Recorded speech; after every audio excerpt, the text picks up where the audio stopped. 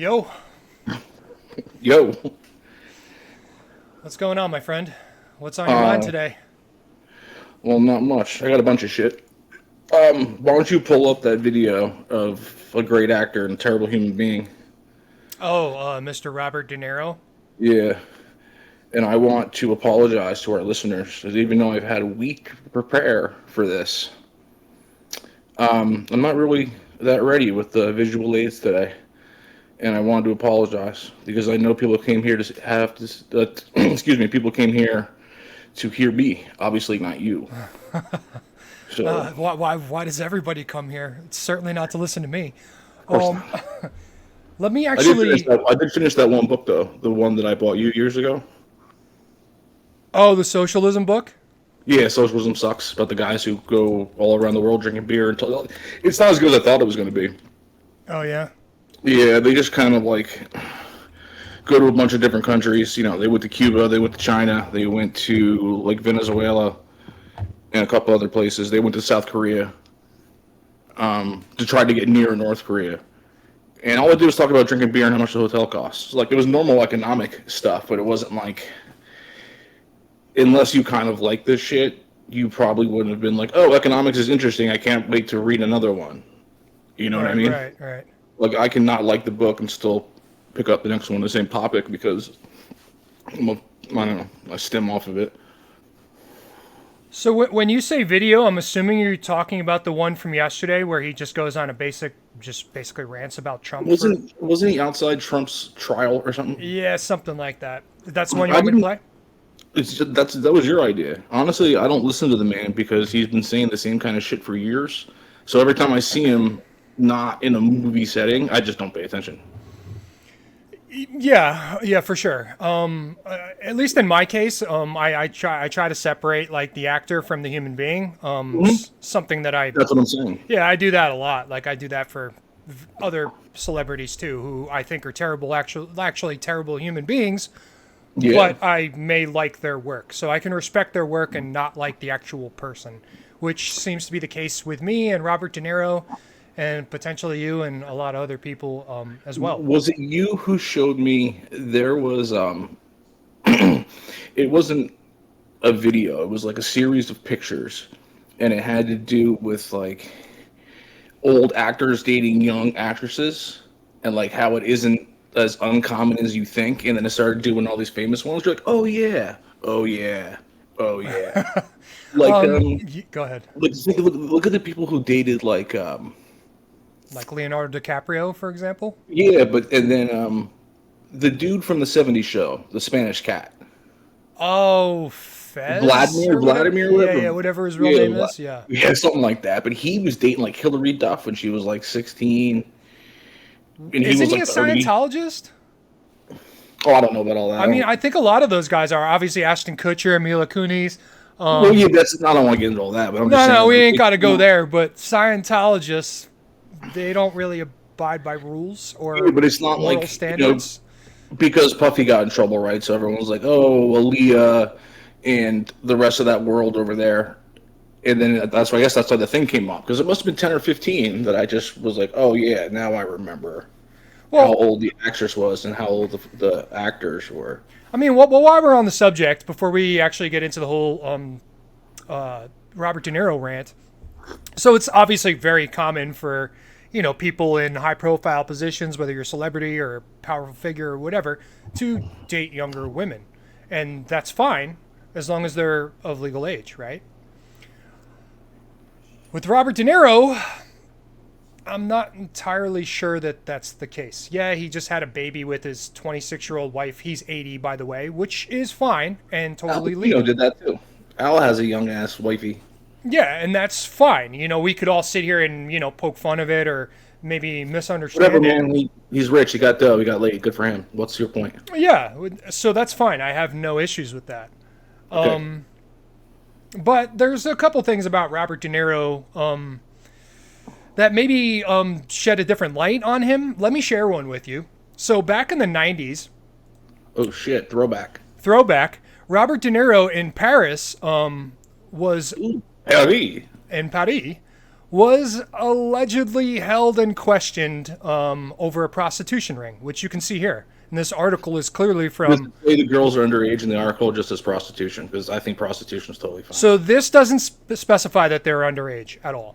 This Okay, just, okay. and if that is the case, then this article omits that.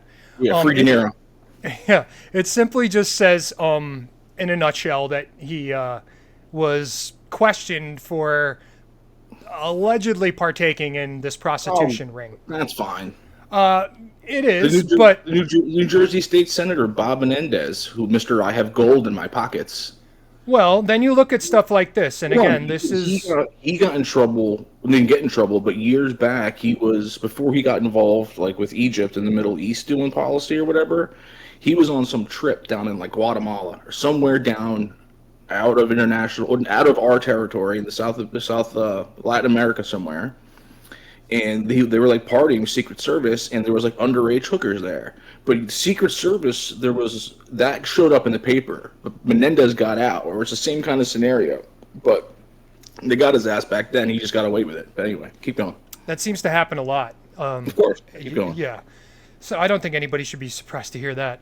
So yeah, so this is back in the 90s. Again, there's this alleged prostitution ring, and one of his close friends happened to be this Polish tennis champion, and you can just read that for yourself. Does I can't that mean read it that out loud. it says that he a party friend of Robert De Niro has already been placed under investigation for sexual assault in the same case. So it doesn't mean anything. But this is just a detail. Undercover investigation shit. So I thought you had something good. well, again, this is just an undercover, or this is just this is just a Undercover detail. brother? So I have You have the another video. one. Give me the video. Well, hang on, we're gonna get there. So Roll I have the another tape. thing here where this guy. Roll the fucking tape. Yo, chill, son. I'm getting to it. So this was just something interesting that I found. So this How'd you find guy, it? just Google search. Did you Google, is this guy a pedophile, or is it like you found it somewhere? Because you can pretty much Google, if you ask the right question, you'll get your answer. Yeah. So again, I'm not passing any of this along as actual evidence for anything. I'm just sharing information. You guys do with this what you will. Here's what I found that's interesting about this particular thing, right? So this guy is basically just asking a question, and in this one, he says that the prostitution agency routinely ensnared girls as young as 15. Here's what I find interesting. So this was posted 7 years ago, and when you click on this link, right, and if you read the link, it says Robert De Niro prostitution ring children. You click on it, and it takes you here. Now, this guy either posted a fake link, which is totally possible. Yo, is this like your first day on the internet, bro? Why do you say that? Because like your article, go back to your article. It's not really an article, by the way. It's just something that somebody said 7 years ago. Oh, all right, man. I don't know. You're on some hearsay shit. I thought you had like a video. Like at No, least I'm Woody not Allen- making any at least Woody accusations. Allen married his stepdaughter or his adopted kid. Like we all know that. You got some. I'm not He making. once got pinched for paying for sex, and then this guy. You're on some Laura Loomer shit, bro. You trying to Loomer me? No, I'm not. I'm just sharing information. And you All right. cut me off. Let me just finish this real quick so we can move on. I'm just sharing information, details. You come to your own decisions about what you think. So the thing I found interesting was that guy posted that link 7 years ago. And you see here that this was just created in 2022. So either this guy just posted a bogus link and something weird happened there, or there's something else weird going on here. In any case, I'm going to leave that alone. Go back to the page. What's the link? Where did you get the article? It's not an article. This What's is the on doc? it's on Steemit. Whatever that is. I never heard of it before. Steam these. Again, I'm not coming out here and accusing anybody of anything. I'm just sharing information. So we have here that, the alleged prostitution ring, which was in the papers, right? So what? Okay. This guy's adding more information to it. He didn't even get pinched on this one. No, he didn't. Okay. He was actually if you read the rest of the article, it says that the The police wanted to come back and question him further, but he had already left. And as we know, if you're in a high-profile position, it's not like they're going to chase you down. Dude, he wasn't like he was selling rock. He was paying for sex in France, of all places. Yeah, which I have no problem with. The only reason right. I brought that up is because allegedly this prostitution ring apparently used girls as young as 15. I don't know what the rules are in France. Maybe France has different rules of consent. No, I don't know. I don't know, but it's the prostitution's still, I think, technically outlawed over there, or they wouldn't be. It wouldn't be in the paper at all.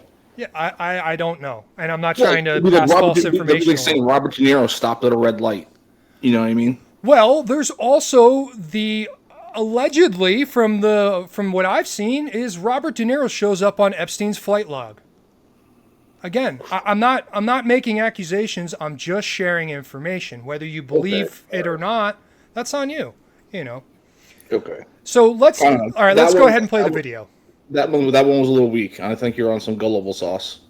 Okay, maybe I just ask questions. I would dig deeper. I'm just saying. Okay. To be honest with you, I'm not really that concerned about it. I just ask questions. So, and I encourage other people to do the same. Always ask questions. Always asking questions. It's how I learn. I said ask questions, Paul. Always.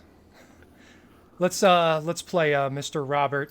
Oh, see, this is what I thought you were going to bring up originally. Well, no, but after this dropped yesterday, I saw a whole bunch of other information on Robert De Niro. Again, I'm not going to share it all. If you want to look for it, look for it. Just come to your own conclusion. Let's hear the highlights. Okay, I'm going to shut up. There, De Niro delivered a message on behalf of the campaign, warning about the dangers of a second Trump administration. I don't mean to scare you. No, wait, maybe I do mean to scare you. If Trump returns to the White House, you can kiss these freedoms goodbye that we all take for granted. And elections, forget about it. That's over. That's done. If he gets in, I can tell you right now, he will never leave. He will never leave. When Trump ran in 2016, it was like a joke. This buffoon running for president. No, never could happen. We'd forgotten the lessons of history that showed us other clowns who weren't taken seriously until they became vicious dictators. With Trump, we have a second chance. And no one is laughing now. I'm laughing. I can see Paul laughing. By voting him out once and for all. He's such a schmuck. So you know who this guy is behind him, right? Wasn't he one of the guys from January 6th? Oh, I don't know. I think he is. I could be wrong about that, so if I'm wrong, I'm sorry. But I'm pretty sure he was one of the January 6th dudes. Why would he be standing behind Robert De Niro? Good question. I don't have the answer for it. Somebody does. All right. I don't know. You came a little weak today, Paul. I thought you were going to come with something better.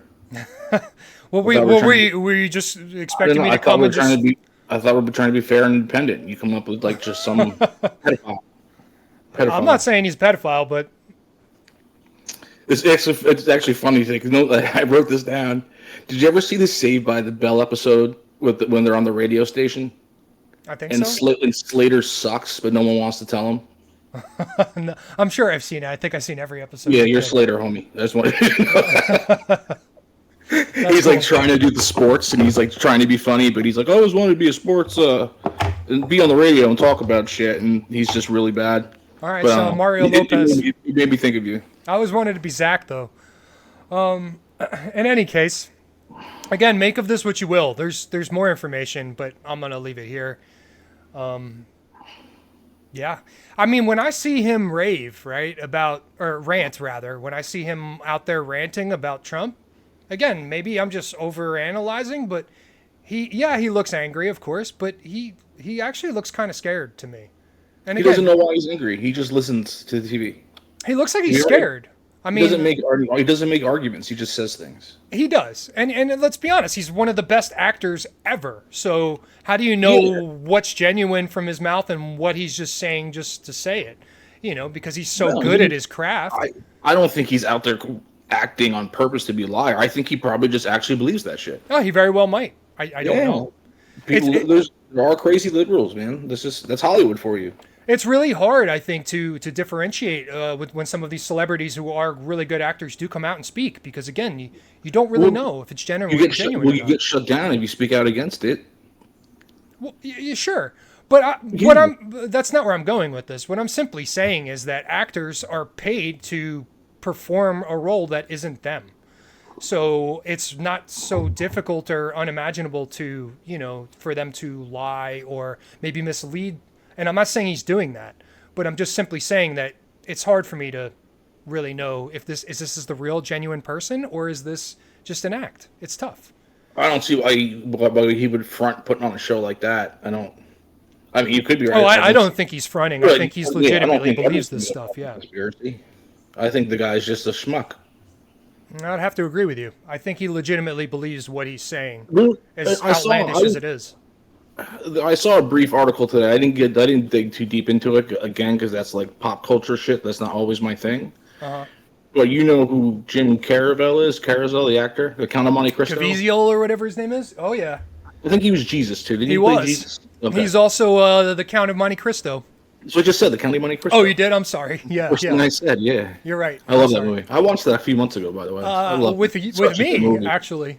Oh yeah, it was at your house. Yeah, Darth. yeah. I fell asleep during it, but I've seen it 100 Yeah, times. dude, it's such a classic. Oh, it's flick. such a good movie. Anyway, I guess he at one point turned down a $20 million paycheck to because he didn't want to work with De Niro. Well, again, just more information. A couple dudes got burned. There's a director. He I know he did 3 movies. Brawl in Cell Block 99 with Vince Vaughn. Vince Vaughn goes to jail. It's fucking weird. Bone Tomahawk with Kurt Russell, and then Dragged Across Concrete with Mel Gibson and Vince Vaughn. All decent movies, at least for the first time. But the director purposely put in people who get shunned for saying certain things up and might get left out of projects, or guys who, because Vince Vaughn is like a libertarian. Right. So yeah, I mean, as we know, that's how Hollywood works. You either conform and you do what they tell you to do, or you don't work in Hollywood. It's really just that simple. Dragged Across Concrete's cool. They're like they're crooked cops. I haven't seen any of those movies that you mentioned. Bone Tomahawk is like a cowboy movie with like cannibals. Kurt Russell he's not Wyatt Earp, but he's close enough With cannibals. Okay. with cannibals. And then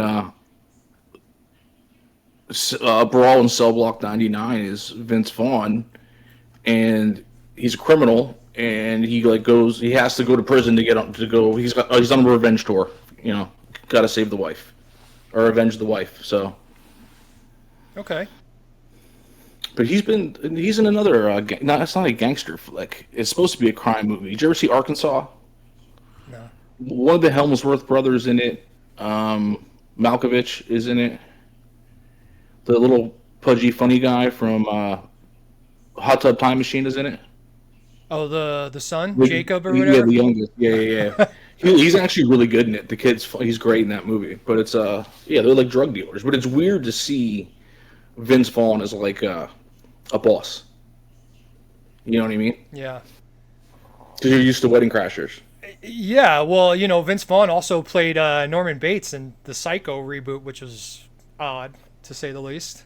Oh, I forget about like those old ones. Yeah, I He's think I like- saw it once ages ago. That was Yeah. enough for me. It's like Swingers, and then whenever Wedding Crashers came out, right in that ballpark, old school, like right in that window. He's Everything also in The between that- Cell with Jennifer Lopez, where he plays a serious role, and it's just weird to see Vince Vaughn try. Like, I don't know. It was Gomer Pyle. Gomer Pyle was in The Cell. Yeah, he is. Yeah, what's that guy's name? He's in a lot of Vince D'Onofrio. yeah, D'Onofrio or whatever. Yeah, he's like playing Yeah, the new he's- Kingpin, I think, and some of the Marvel stuff. I haven't seen. He, any of yeah, he that. does that really well. Oh, he's a and- great actor, man. He plays in The Godfather of Harlem with Forrest Whitaker and Paul Sorvino. He plays Vinny the Chin Galante from the Mafia Boss. Dude, so good. He's fantastic. And, He's also in and- one of my favorite movies from the 90s called Strange Days, where he plays a crooked cop. Again, very well done. I don't know if I've seen that. It's Ray Fiennes, Voldemort or whatever. Who else is in that? Angela Bassett, Strange Days. Tom Sizemore. It's kind of a futuristic film that takes place in like 1999, like just before the turn of the millennium. So everybody's like going nuts and stuff, and they think the world's gonna end. Anyway, it's really good. It's a really good film. I highly recommend it. It's one of my favorite movies. Period. Forget just from the 90s. I really like it. Anyway. All right, we can keep shooting the shit about movies, or we can go on to. We can actually. Before you go on, I don't know if this is true, but I heard earlier that because you mentioned Jim Caviezel or whatever, however you say his name, I think it's like Caviezel. something like that. You mentioned him declining to work with Robert De Niro, and I saw earlier that Mel Gibson also pulled out of a project with Robert De Niro. Again, I don't know if that's true, but that's what I saw. It's actually kind of funny because remember when Mel got in trouble years ago for screaming? Yeah, there was the phone calls, and then the whole I can't even say the word bit. Who controls Hollywood? Yes. It's so funny how it is because, like, again, it goes back to Well, they canceled him essentially. yeah, but he's Mel and he can come back. Well, yeah, I mean it's harder to cancel some people than it is others, but they tried Yeah, to he got cancel on Joe before, Rogan bro. too. That didn't work out so well. He got penalized. I mean, yeah, Mel got penalized. Oh, definitely, he wasn't getting those star roles, and Mel still was doing stuff, but most of it is he was actually doing on his own. Like he produced or directed and did all that stuff. He basically learned the craft. Apocalypto's the shit. Yeah, good movie. Apocalypto's fantastic. Yeah, I mean, does Mel Gibson make a bad movie? I mean, again, I don't know specifically what he directed and produced. He directed and produced my favorite movie of all time. Think of a movie that Mel Gibson's in that you don't like. I can't. He's good. And again, I haven't seen all of his movies to be fair. Yeah. But the ones I have I guess seen, the one I can think of that I've seen that I guess is my least favorite is Maverick. But Maverick's kind of funny. oh, Maverick, that's right. I forgot he was in that. Yeah, I mean, yeah. And then there's like Lethal Weapon 3 and 4, which, but again, it's just He's in a good one. It's a Prime owned movie originally. I think it's just called Gringo or Get the Gringo. But he gets arrested, he goes to a Mexican jail, and it's fantastic. It's really good. But it's like crime comedy kind of stuff. okay. Drama comedy, like Mel Gibson is, but it's good. In any case, yeah, I'm a big fan of Mel. I don't know what was going on with those phone rants. Again, it's disturbing. He doesn't like really do anything. You just hear him screaming in the background. He's blaming the money masters. But yeah, well, Can't blame that's the money where masters. he got that title from. If you remember the quote that he said, I actually just saw it the other day. I'd forgotten all about it. I don't remember the quote, but it was on the same line as the dude from Seinfeld. Well, he's not the first person to say it. He's not the last person to say it, and Dude, they've been saying it for thousands of years. yeah. So again, there's... We'll get to it. It's on the list. It's part of Okay, cool. the whole central banking nonsense. I've been. Oh yeah, we'll get right into that then. So No, we'll move on. no. I mean, like we'll get into all of that. Yeah, I'll bitch a little bit tonight. About time. So go to the Iranian president because everyone bugged out like this is a big deal, and if you don't think this is a big deal? no, the guy's like a peon. He's not. It's not really that big of a deal. The president? Yeah, the I'm president's gonna not need like you to explain. the president's like it's an elected position. Like they're gonna have somebody new in a couple of months in the election anyway. He's not like it's like killing the Secretary of Agriculture. So do we think this guy was killed, or do we think No, I think- it was just a tragic helicopter crash? I think it was a tragic helicopter accident because they do. I mean, this is what I've heard from some of the military guys that I follow, the intel people. They turn off, like, they don't have GPS and a bunch of shit in their helicopters because they're afraid that they're going to get a missile shot at them. You know what I mean? Okay. They stay off the map. But they flew into a windstorm. They couldn't even find him, apparently. But what I'm saying is, You can kind of see that here. I mean, yeah. I What don't I'm, know. what I'm saying is that just because he's the president in Iran doesn't mean the president of Iran is really important. The Ayatollah is the guy who matters over there. Okay. You know what I mean? It's like a little bit of a separation of where are you in the power structure. Okay. And you got a cute name, but you're not. They're not going to attack Israel because of this. You know what I mean? Okay. So let's just play devil's advocate for a second. Let's just go with the narrative that this was just an accidental plane crash and unfortunately this guy lost his life. But let's play devil's advocate for a second. If, in fact, he was killed, who would want to kill him? That's what I'm saying. Well, What I'm saying is he's not a high value target. okay. I So follow. I you- follow you. You know what I'm saying? Like, Yeah. it's whacking him. Doesn't really accomplish much. Yeah, people were confused. Like, the president of Iran. People are like, oh shit, it's the president. But Iran's run a little differently. Okay. Well, that's fair. So, I mean, I don't really have too much information on this other than, just what everybody else has, that the Iranian president died in a helicopter accident. And I pretty much all I know. went in it too. Then I started digging down the hole. I came across a couple people that I follow enough that if they said that he's not that big of a deal, I'm kind of in the same ballpark. It's not that big of a deal. so after going down this like mini rabbit hole or whatever that you went down, you come to the conclusion yeah, that this was just an but it accident. came across, like, I didn't have to dig too deep. It came across the stuff I normally watch anyway. Like, I'd listen to, like, John Mersheimer is Professor John Mersheimer. He's like an expert he's the dude to listen to when you want to know about like geopolitics and great power politics and the game at the highest possible level. He's the dude. Jeffrey Sachs is another good one. But these guys do the podcast circuits. They have their own stuff. There's a bunch of ex-military dudes, the generals that I watch, that do shows every day. Okay. So Well, I'm just gonna go with your conclusion then, because like I said, I don't really have any information about it other than him passing. Honestly, I had a little. Go ahead. Don't believe the hype. Gotcha.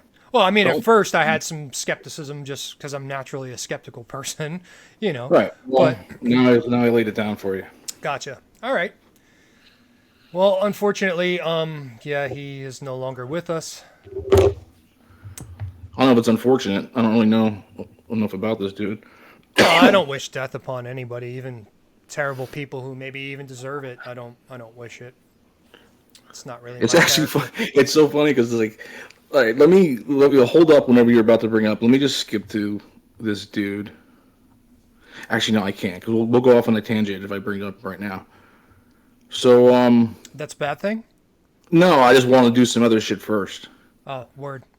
So I had an update on the Red. Remember how I told you Red Lobster went under because of the bad promotion with the shrimp? Yes, which didn't make sense to me, but go ahead. Yeah. Well, they turned it from once a month into every day. So that's a problem. Again, if it's costing But you the- money, why would you do that? Go ahead, continue, please. This is what had happened is that when the new company bought Red Lobster, whose name escapes me, Red Lobster owned the land that Red Lobsters were on in most cases. So what they did was sell the land out from under Red Lobster and then lease the property to Red Lobster, and then Red Lobster. So the company basically came in, took the land, took the profits, and left the restaurants to fight for themselves. Now this in is a making way. sense to me. Okay. Yeah. We sold the land out from under them. And basically ran the business into the ground, but now these Yeah, people yeah, that like- purchased the land own the land. Yeah, so instead of becoming an owner, you become a renter. You don't know who purchased it though? I'm sure we could find out. Yeah, it's the same company that we had on the last time that we talked about it. I just Oh. didn't remember the name. We just know that Darden's the one that sold it. Gotcha. Well, that's All right. interesting. And it, I got- like I I said, got- it I makes got a more fun- sense. You want to keep talking about it? No, go ahead. Okay, I got a fun fact for you. In 1786, while Thomas Jefferson was serving as minister to France, James Madison, his dear friend, penned a letter to him detailing the events of the recent weeks. However, Madison felt his letter was a little too short, so he added the results of an autopsy he performed on a weasel. Oh man, that's a good prank. I mean, No, whatever it's that not- whatever that was. It's like he, in his spare time, he did autopsies on animals. Oh, the dude was brilliant. I don't have to tell you, but for people who don't know, he wrote most of the Constitution and Bill of No, Rights. this is Madison. Yeah, James Madison. Yeah. Okay. Yeah. Or at least that's Yeah. what I was taught in college. I don't know if that changed since, felt, but he felt that his letter wasn't long enough, so he added the results of his his scientific autopsy on a experiment. weasel. Well, remember the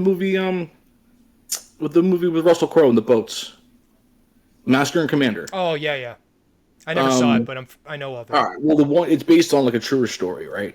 And one of the guys on the boat is played by Vision. I always forget that dude's name. I love him. He's the guy from Knight's Tale, as far as I'm concerned. Jeffrey Chaucer. No, that's not his name. Also, Jeffrey Chaucer. Maybe No, you've heard that's of not him. his name. It's No, that's his name in the movie. oh, in the movie. Yeah. Anyway,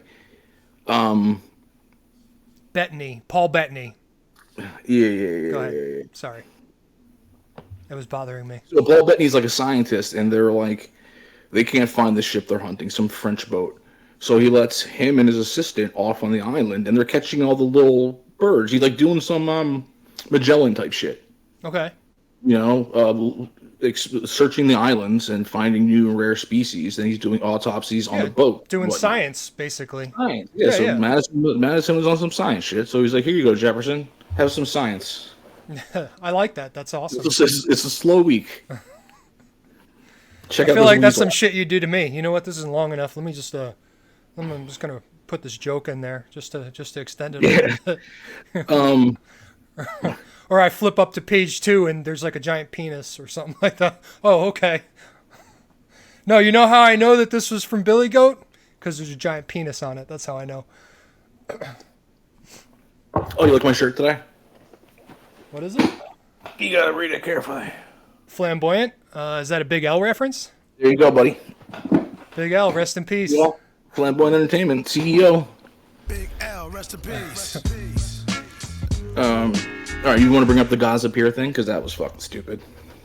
I Yeah, called that. I'm not really sure what's going on with this, so hopefully you can explain it to me. All right, well, it has to do with the aid not getting into the Palestinians from the beginning. You know, this has been going on for a minute. So when did they build the pier? They started like a month ago, give or take. And Oh, then so it's it only- brand new. Yeah, but they talked about it it took a while for this to happen. So basically, after after October 7th, aid's been having trouble getting into Gaza, so to speak. So with it being blocked by trucks, they tried to airdrop that shit in. And that didn't work. And they actually dropped it on somebody. Yikes. The parachute didn't, I don't know, whatever it was.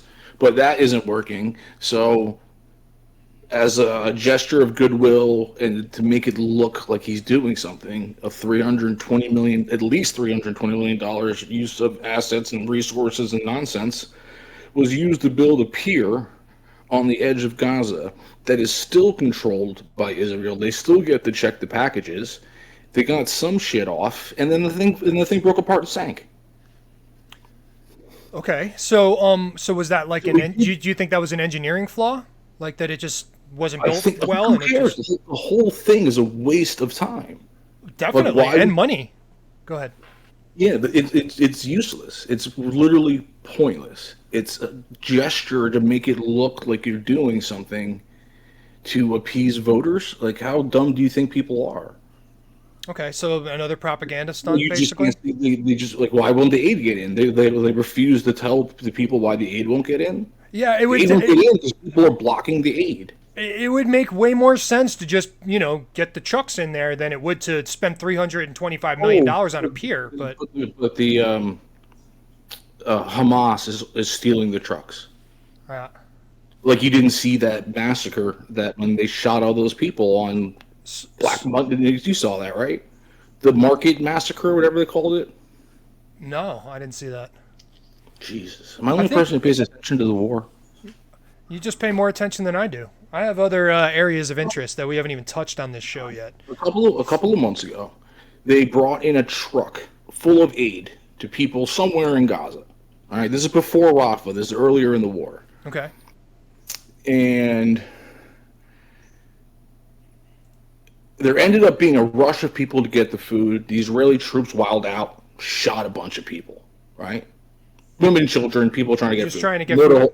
mowed a whole bunch of them down. A lot. You can probably look it up and get the statistic. I don't remember what it is, but it was awful. So then the media spins it as in they were crazy and it was the Palestinians' fault and they were too aggressive or whatever. And the IDF soldiers maybe shot into the air to scare them, only shot, at their legs or some kind of crap that wasn't true. And all the people who got shot were shot in the back, and they all have headshots. Jesus So if you're Christ. shooting in the air, shooting at the ground, why are people getting shot in the head? To trying to get food and supplies. Well, so the first couple of weeks of media, especially over here, because AIPAC and the U.S. control a certain narrative of what's really happening. So that for a couple of weeks, it went through as the Palestinians were in the wrong in this particular situation, and then finally, like 3 weeks later, they're like, "Oh, it was actually Israel's fault." But by then, no one cares. Yeah, and then they just, yeah. Look, Wow, man, that's terrible. Most citizens are blocking aid in. There's lots of ways it's being blocked, but they're literally putting rocks on the road, so trucks, like lots, big ass rocks. You said that. 50, 40 pound rocks, so they can't get in. I mean, so you build this stupid pier, like that's going to be the answer. Like, who's the advisors? What do you think about when you do this shit? We'll put a pier. That's all we'll get in. But it still doesn't even go directly to them. It still has to go through the IDF. Well, again, I'm just speculating here, but it seems to me like they don't want the aid to get in, which is exactly why they're doing ridiculous shit like this. Oh, we'll just build a $325 million pier, and then if it washes away in the next few days, well, fuck it. It's no big deal because we weren't trying to get aid to them anyway. That's what it sounds like to me because... Right, it makes it look like they did something. Right, and really they're just wasting money. And right, as a logical person, when you're looking at the news in the morning, you wake up in the morning, you go downstairs, you have your cup of coffee, you open up your fucking paper, and you're like, oh shit, they decided to get aid into Israel, to Gaza, by building a pier in the middle of the Mediterranean. Why don't they just drive it in from Egypt? Why don't they just drive it in from somewhere else? Well, my thing is too is like you mentioned, right? Like they're blockading it, so they just spent $325 million to build this pier or whatever it was, right? I'm sure it wasn't cheap. In any case, how much money would it have cost them just to hire a couple extra soldiers to just escort these trucks in? So Hamas, what's that? It doesn't work that way. What do you mean it doesn't work that way? Why we need to get these people aid, right? What do you think controls the checkpoints, man? Where do you think the aid comes from? It has to go through Israel to get through the doors to Gaza. Okay. It can't get through the doors. The roads are being blocked on the way. Okay, so who's blocking them? The people and the IDF. A lot of times there's huge rocks that the trucks cannot drive over. Okay. They're 40, 50 pound rocks, lots of them, all over the fucking road. I believe you. So, and I understand, like you can't just drive a truck through there. So, but still, my question is if, okay, some Israeli people are blockading the roads, right? Let's just be fair to say it's not all Israeli people. I'm sure many of them want aid to get in there, regardless, right? So they're blocking the roads. How much money would it cost to not only remove the rocks from the roads, but also make sure that these trucks get through? Who's going to move them? The trucks? Or Who's going to the move rocks? the people? And the rocks. Well, wouldn't the military remove the people if they're blocking humanitarian aid from getting in? Why would the IDF want to worry about aid trucks? Why wouldn't they? Because they don't want the food to get there either. There you go. Well, no shit. I'm not arguing with you, my friend. I was trying to get you to say what I was already what I've already come to the conclusion of. There's an incident. I told you this before. There's an incident. You can Google it. You can search it. You can find the video if you want. You can Google Israeli citizens blockade with block party. They're having a block party. We looked it up already. We pulled it up, and I uploaded it on the last video or the one before that. Well, look at you. Yeah, dude, you didn't even watch it. This guy doesn't even watch our own stuff, you know. So right now I create. Fair. So in any case, yeah, that's really messed up. You know, obviously that they're, you know, not willing to provide aid to the people who need it. Again, it doesn't really matter what country, state, organization, race. These are people. They're human beings. Anyway, The pier finally was completed on May 17th. and it's already down. It's already done. Less than 2 weeks later. So again, these things kind of speak for No, themselves. it only lasted 2 days. It only lasted 2 days. So it was 2 days of stuff got through. So millions of dollars down the bank, or down the drain rather, and these people still don't have the aid, food, water that they need.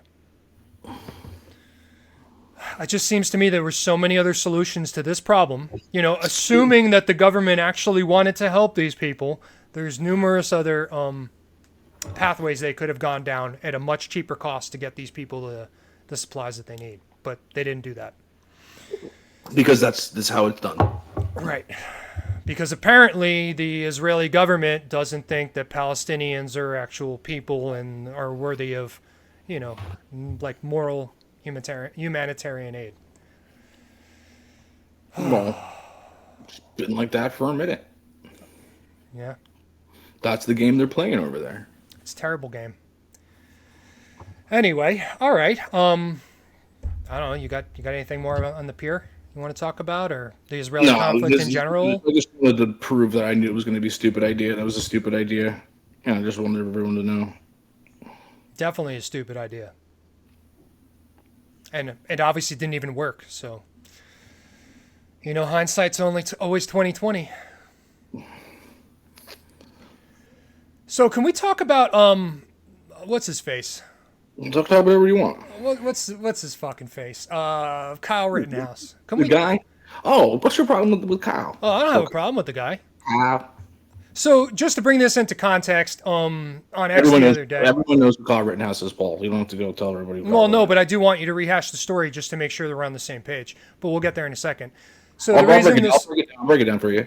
We were on Twitter, and somebody put the Kyle Rittenhouse as a hero, and this guy put like, "Oh, he might not be a hero, but he was justified." Didn't you say something stupid like that?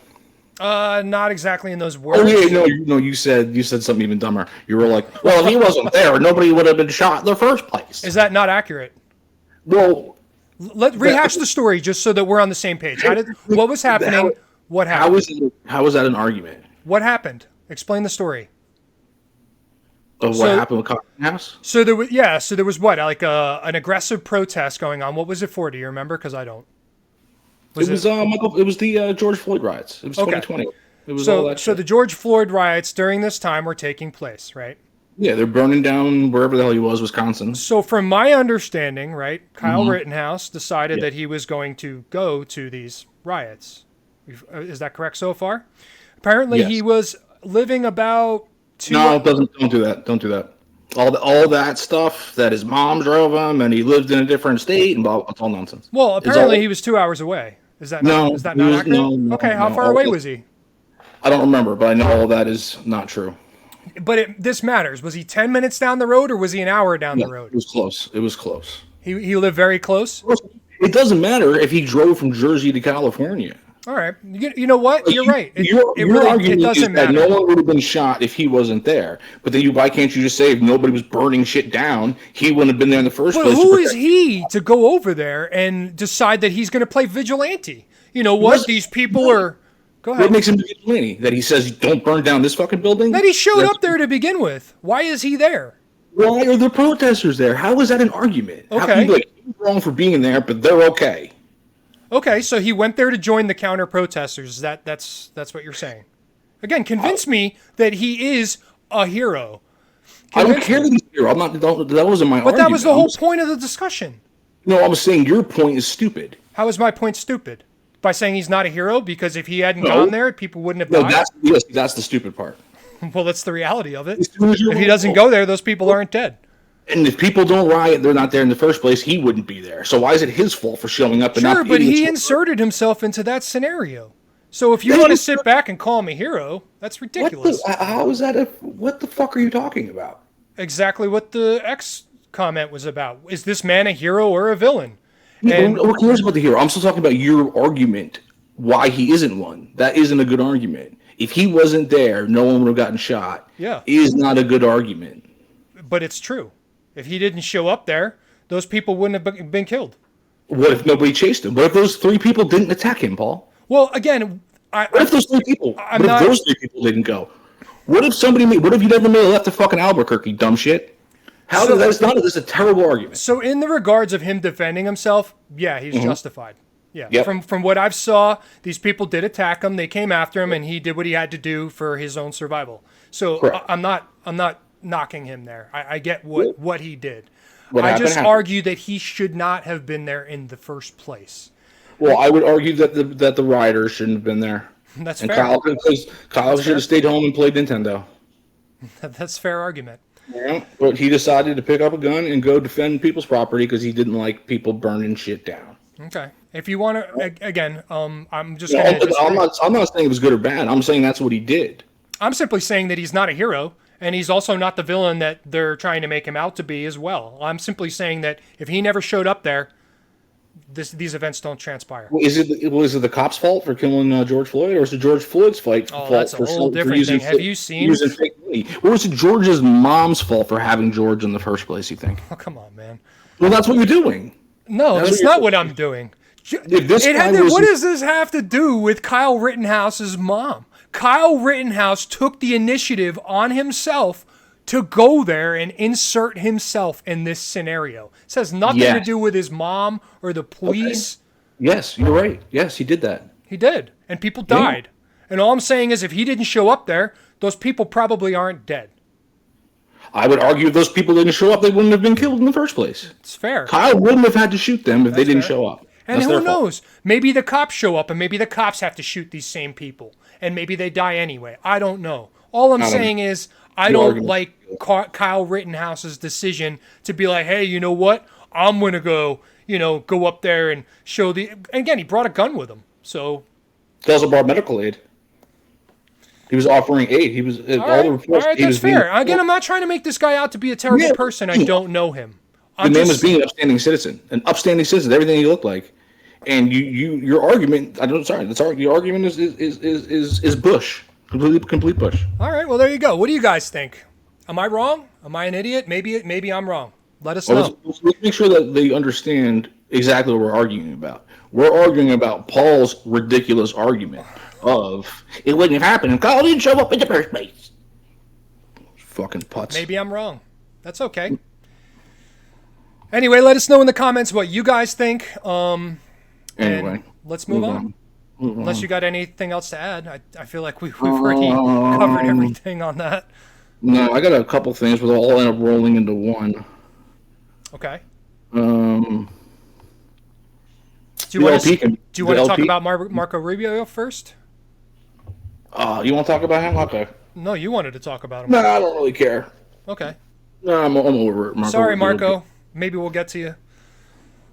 He Or not. he got ambushed by that MSNBC chick. It was just a stupid question. I don't even know why I got on it in the first place. Marco Rubio sucks too. I don't really know a lot about the dude, but Well, he's a Republican. He's like a neocon, I think. oh, well, that's not Pretty good. sure he's all like, "Let's do the war. It's fantastic."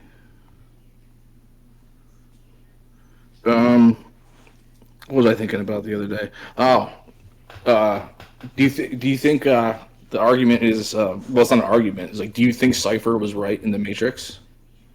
It kind of depends on your perspective, but ignorance mean, is bliss think about it. in many ways. Yeah, like I don't know what I was thinking about before or why it came up. I was probably just being like, why can't people, understand? Like, what turned the light on for me, right? Like, what book did I read? What quote did I hear? Who said, what lesson did I learn that, the government's a shit and the state's the state and parasite and central banks and all that crap. And then I'm like, I realized how bad and fucked up it really is. But I was kind of happy as a Republican. I was just like, oh, Republicans are great, Democrats are stupid, and the two-party system is perfect, and everything's working fine. But now I'm like, everybody's fucking whacked out. Like, how do you not, like, after you see the shit that I see it and like, explain it, I don't understand how you can't understand it. Yeah, once you get pulled out of the matrix, you start seeing everything entirely differently, and it's not a good experience. It's Yeah. quite humiliating, and you feel like you're a fool, and it's just an all around negative experience. But after it happens, you never see things the same way again. Yeah, it's frustrating though. It's frustrating to try to like. Here's a fact Very that I'm going to frustrating. state, and a bunch of people probably aren't going to believe me and think I'm full of shit. That's okay. Donald- My family thinks I'm nuts.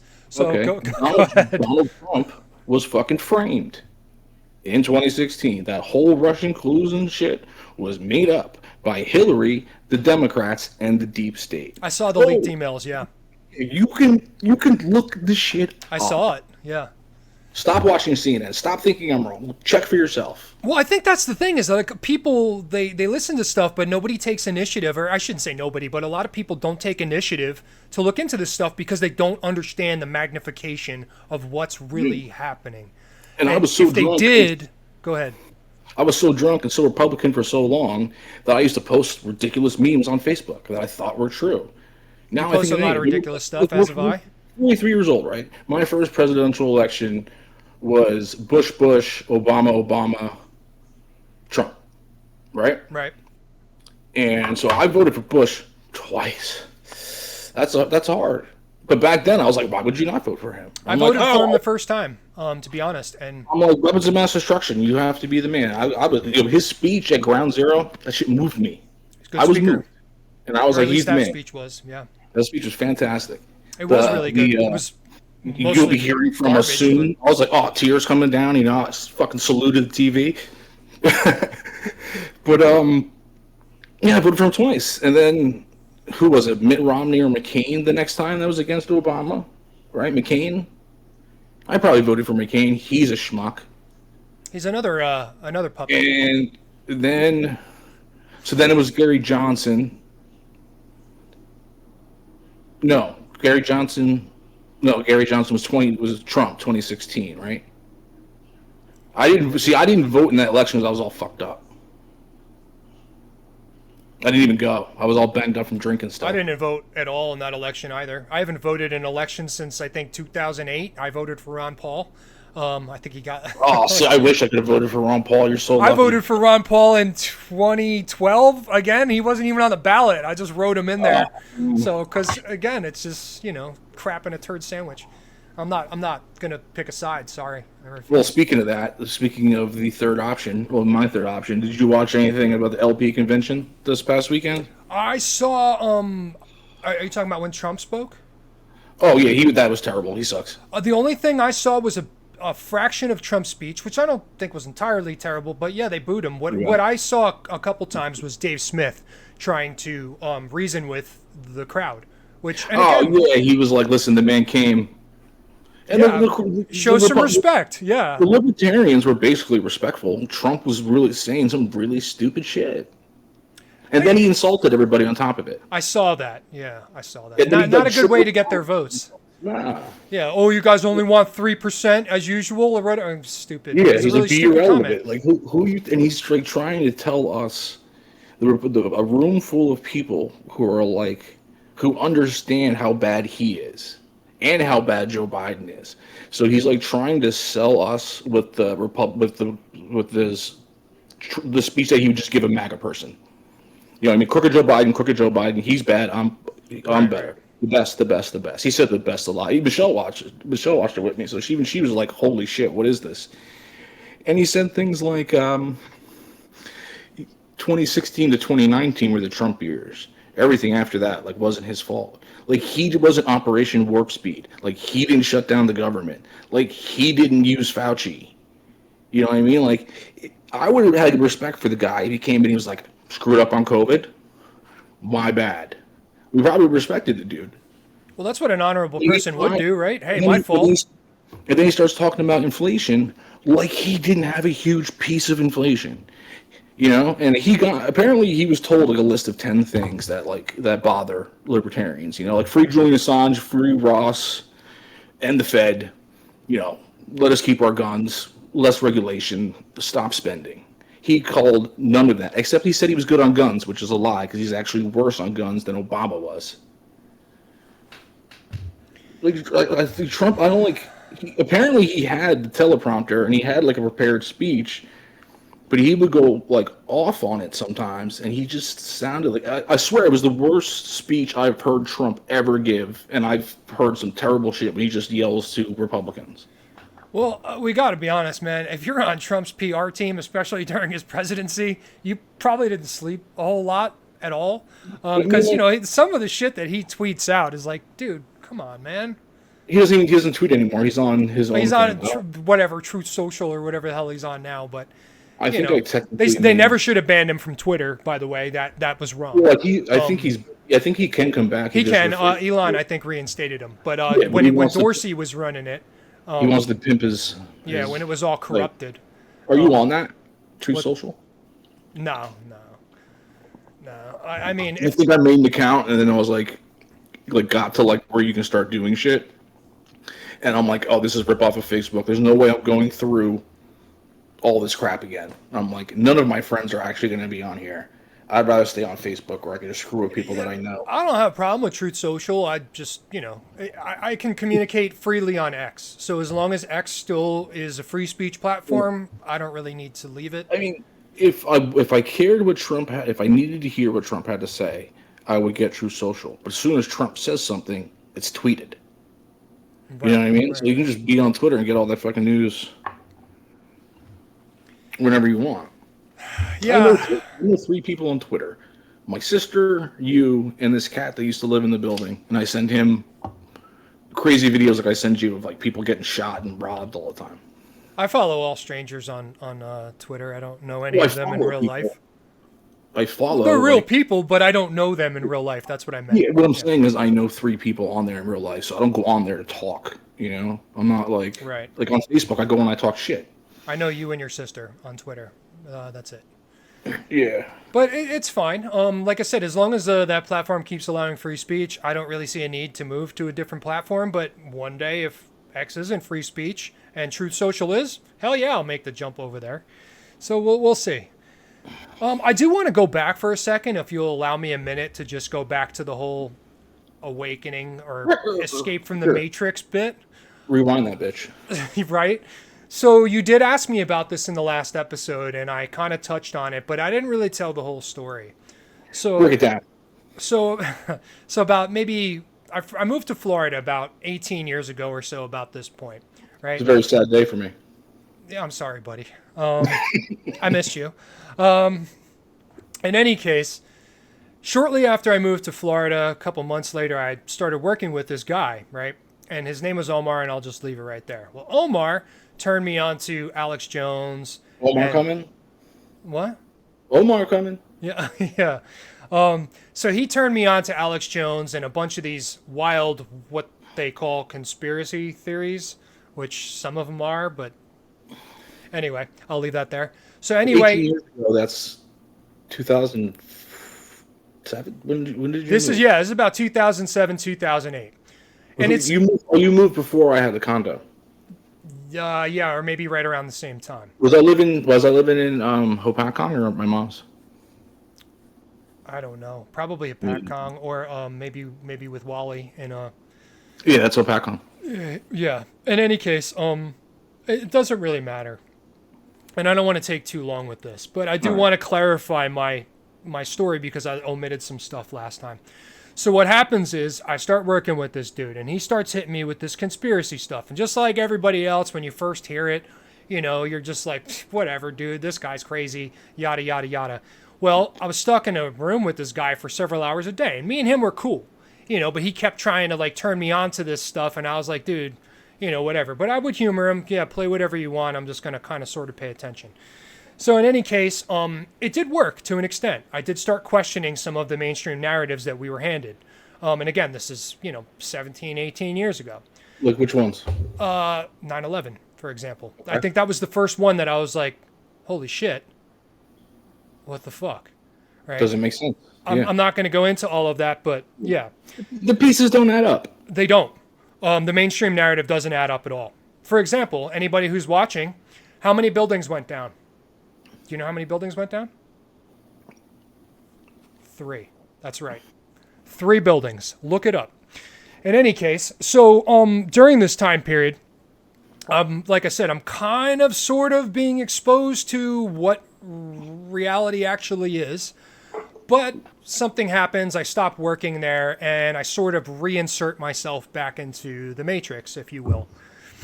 And it's not until last summer, when the Grush episode happens, that I start to reawaken again. So when I said last time that, oh, well, what got you into, what got me into politics or got me back into all of this stuff, I said that, it was the Black Ops programs. Like, who's running the show? If it's not Congress, if it's not the United States government, who's behind this? And I didn't really have to think about it because, again, I had already been awakened to who was running the show. I was like, holy shit, it's these fuckers. And then, boom, after a little bit more research, led me right back here.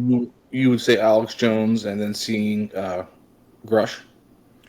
So it wasn't just Alex Jones. My buddy, he made some really good points. He made one specific point, my coworker Omar, that I never forgot. It's been with me this entire time. He was talking about the Bilderberg group, or there's also the World Economic Forum and some of these other places. But he was specifically talking about Bilderberg, and he said, so you have all of the most powerful, or not all, but some of the most powerful, wealthiest people in a room, in a secret meeting, because it's not supposed to be public. People always find out where it is and they go and crash the party, but we're not supposed to know about it. And he said, Paul, let me ask you a question.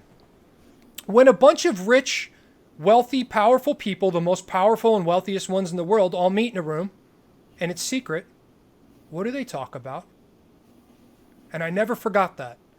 And again, you can come up with your own ideas in your head about what the conversation transpires in that room is. But again, if this is for the benefit of humanity, why is it secret? Why isn't this just a public meeting that everybody can tune into? So when I learned about the Grush thing, and again, it's not Bilderberg per se that's behind this, it brought me right back to, my previous conversations, my previous with Omar. And I was like, holy shit. Omar has been right this entire time, and I've been in the Matrix and unaware. And I'll be fair, I was hating on Alex Jones a couple years ago, with the whole, bit where he with the whole Sandy Hook thing or whatever. I was hating on him. I was like, this guy's a liar. He's just, I'm sorry, Alex. I was wrong. Except he was wrong about Sandy Hook, though. He was wrong about that. But he wasn't wrong about a lot of other stuff. He actually semi-predicted 9/11 before it happened. Crazy. Look it up. It's on video. Yeah, no, I've seen him. I was never an Alex Jones guy. I actually still am not really. I actually don't really listen to him at all. But I have seen enough clips of him saying things of that nature. But I've also heard him say some Sandy Hook shit. And kind of put me off to him. Yeah. He's been wrong about a lot of things. But he's also been right about many things that were conspiracy theories at the time, and now it's fact. Yeah, that's not how I went into it. It was, well,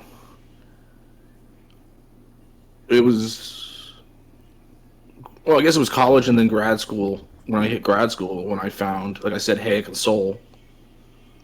And getting sober was a big help. But, yeah, so I went in through economics. And then, which brought me to Mises, which brought me to, Spike Cohen. And that eventually brought me to, Dave Smith and those people. And then, because of, Dave Smith or, Tim Pool or BPD, you hear about Alex Jones, you know what I mean? So that was kind of the most I really got of that dude. Well, he says some outlandish things, which is usually why he winds up in the news. But again, he says a lot of things that have actually happened, that have come to fruition. But it's that's usually what he's rambling about. Usually isn't what I care about. Right.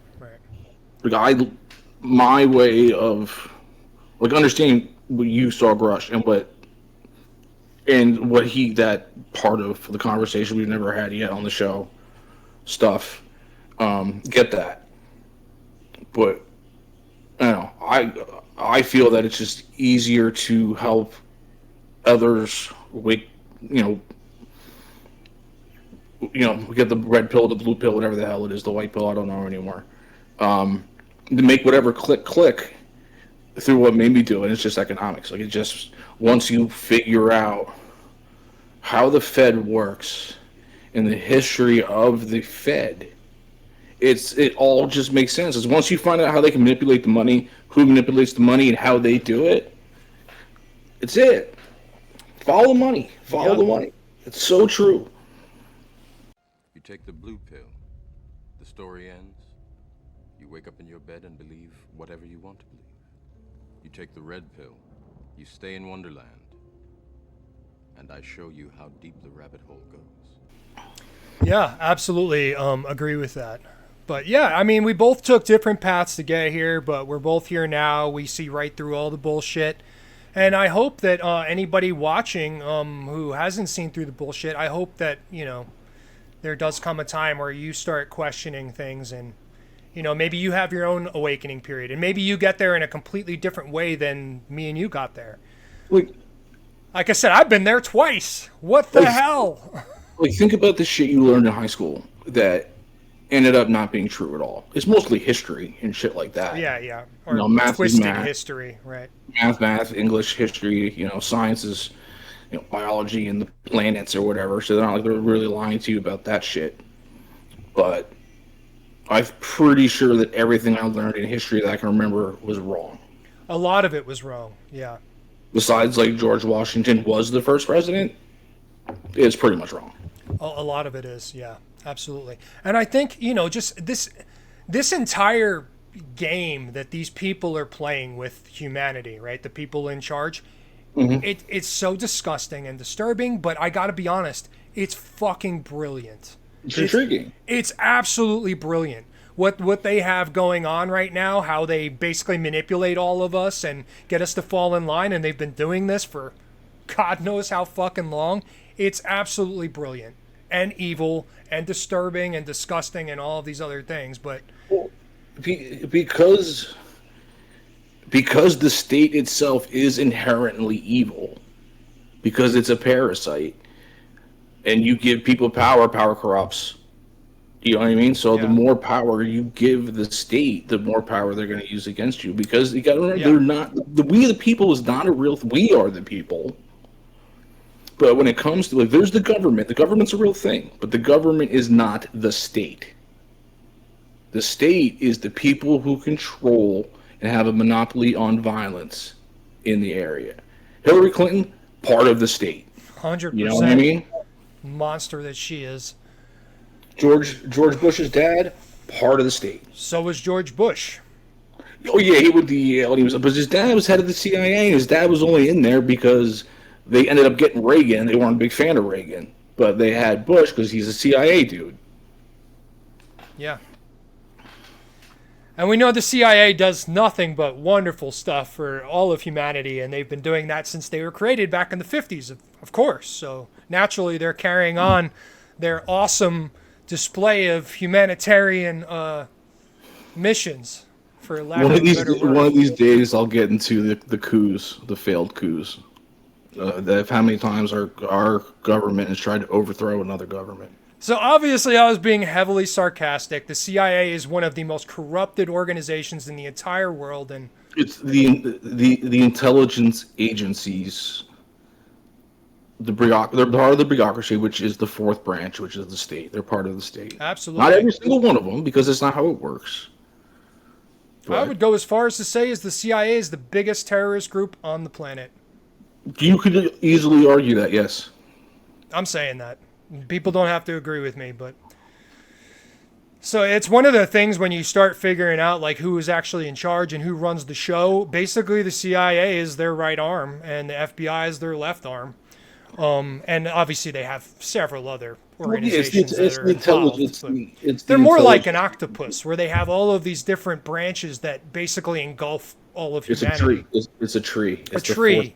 The fourth branch. I like that better. Yeah, it's basically an evil tree. Yeah, I'll find the meme. I'll find the meme for you. We can put it on the next show. But it's a picture of a tree, and it shows the four branches. So it's like, the White House, Congress, judges, and the fourth branch goes out, and it's like the CIA, the FBI, the banks, and it has little branches going through the White House and through the Capitol building and into SCOTUS. That's a really good analogy. I never thought of it like that. But yeah, a tree. It's the bureaucracy, because it's not just Congress. I mean, I know we still talked about this last time. We employ like 11 million people. How much battery do I have left? And to be fair, a lot of people are probably like, well, what do you mean? Like, how is this possible? Well, if you look at the CIA and the FBI as like a total entity where everybody works in cahoots together or works, as a team, then yeah, this would obviously be a lie, because, there'd be too many people to kind of... It's the top that works together. Yes. So basically, the CIA, the FBI, and many of these other organizations, including the people who run the show, it's like a pyramid, right? So if you think of like, it's actually, if I recall correctly, a lot of it's modeled after the mafia, the Italian mafia, like the CIA. So the best way to look at it is, think of the scene in Godfather 2 or anything you've seen of Giuliani going after the mob back in the Rico days when he was still DA of New York City. Oh, when Gotti was running the show? Yeah, but they would have these charts, and it'd be like, boss, consigliere, underboss, street boss, capital regimes, lieutenants, soldiers, affiliates. Right. But it'd be like, here's the Lucchese's, here's the Genovese, here's the Gambinos. You know what I mean? There's groups and groups and groups and groups and groups who constantly work together and apart, and their people are here and some people are there. You got people in the FBI, you got people in the CIA, you got people in the FAA, and everything involved in government, every layer. In private companies, if you have interest and power, you're in it.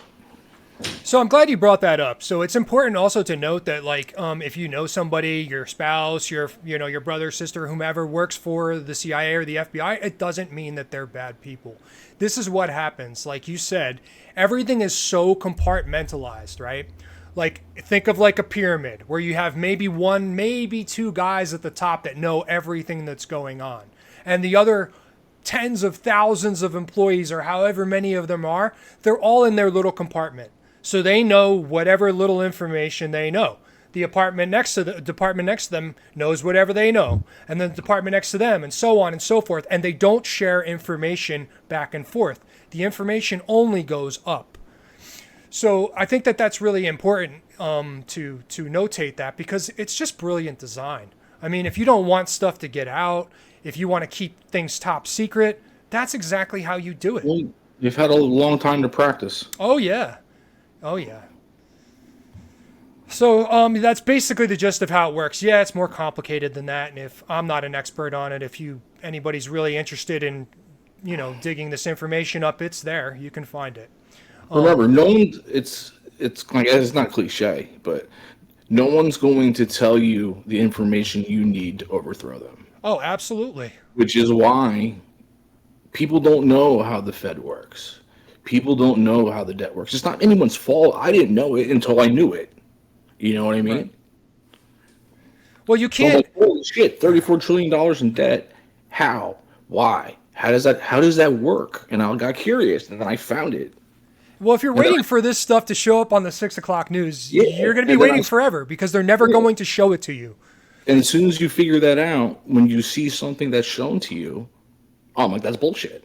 Because blah, blah, blah, blah, blah, for whatever reason. Like when Trump was up there saying all this shit, and he's trying to, I'm like, I know better than that. That's not true.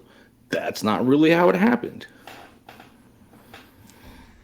Yeah.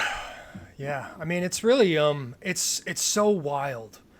And again, what's really going on, the reality of it, it's so fucking crazy that, like, no wonder why most people wouldn't believe it. It's so crazy, Well, my argument used to be with the congressman back in the day when he was trying to tell me, what libertarians are, freedom and liberty, and 9/11. When he was like, my argument was, it's way too big of a conspiracy that someone would say something. Like, you can't hide 9/11 not being what they said it was. You know what I mean? Yeah? Is that what you think? Yeah. Well, things change, but that was my argument. And a lot of people think like that. You know what I mean? Maybe. Because for a very long time, I didn't know what I was talking about. I thought I did because I listened to what I was told. I was a good Republican. We were all in the Matrix at Yeah, some point, man. and most of us still are, unfortunately. But yeah, we were all there. I mean, even Alex Jones, who's been around now, speaking out against this stuff for 2 decades at least, he was in the Matrix at some point. I don't know at what point he escaped, but he was in there. So yeah, yeah. It's just so crazy when when you start digging and you start finding out like a lot of these truths and see what's really going on. Like, well, no wonder why they're not scared of this information getting out. Who the fuck would believe this? But it's true. Yeah, I mean, It's so crazy. like, I sound crazy. My whole family thinks I'm nuts, and I don't blame them. Go ahead. When I tell my wife all the crazy stuff that I know I sound crazy. I'm like, but trust me, it sounds crazy me even thinking it because it sounds so crazy. But like, if you look right here, I can show you logically and factually how this works. Yeah. Yeah, it's wild, Because man. because if a giant flying object with people being steered by a man hit a building with 5 sides, there'd be remains of that flying object.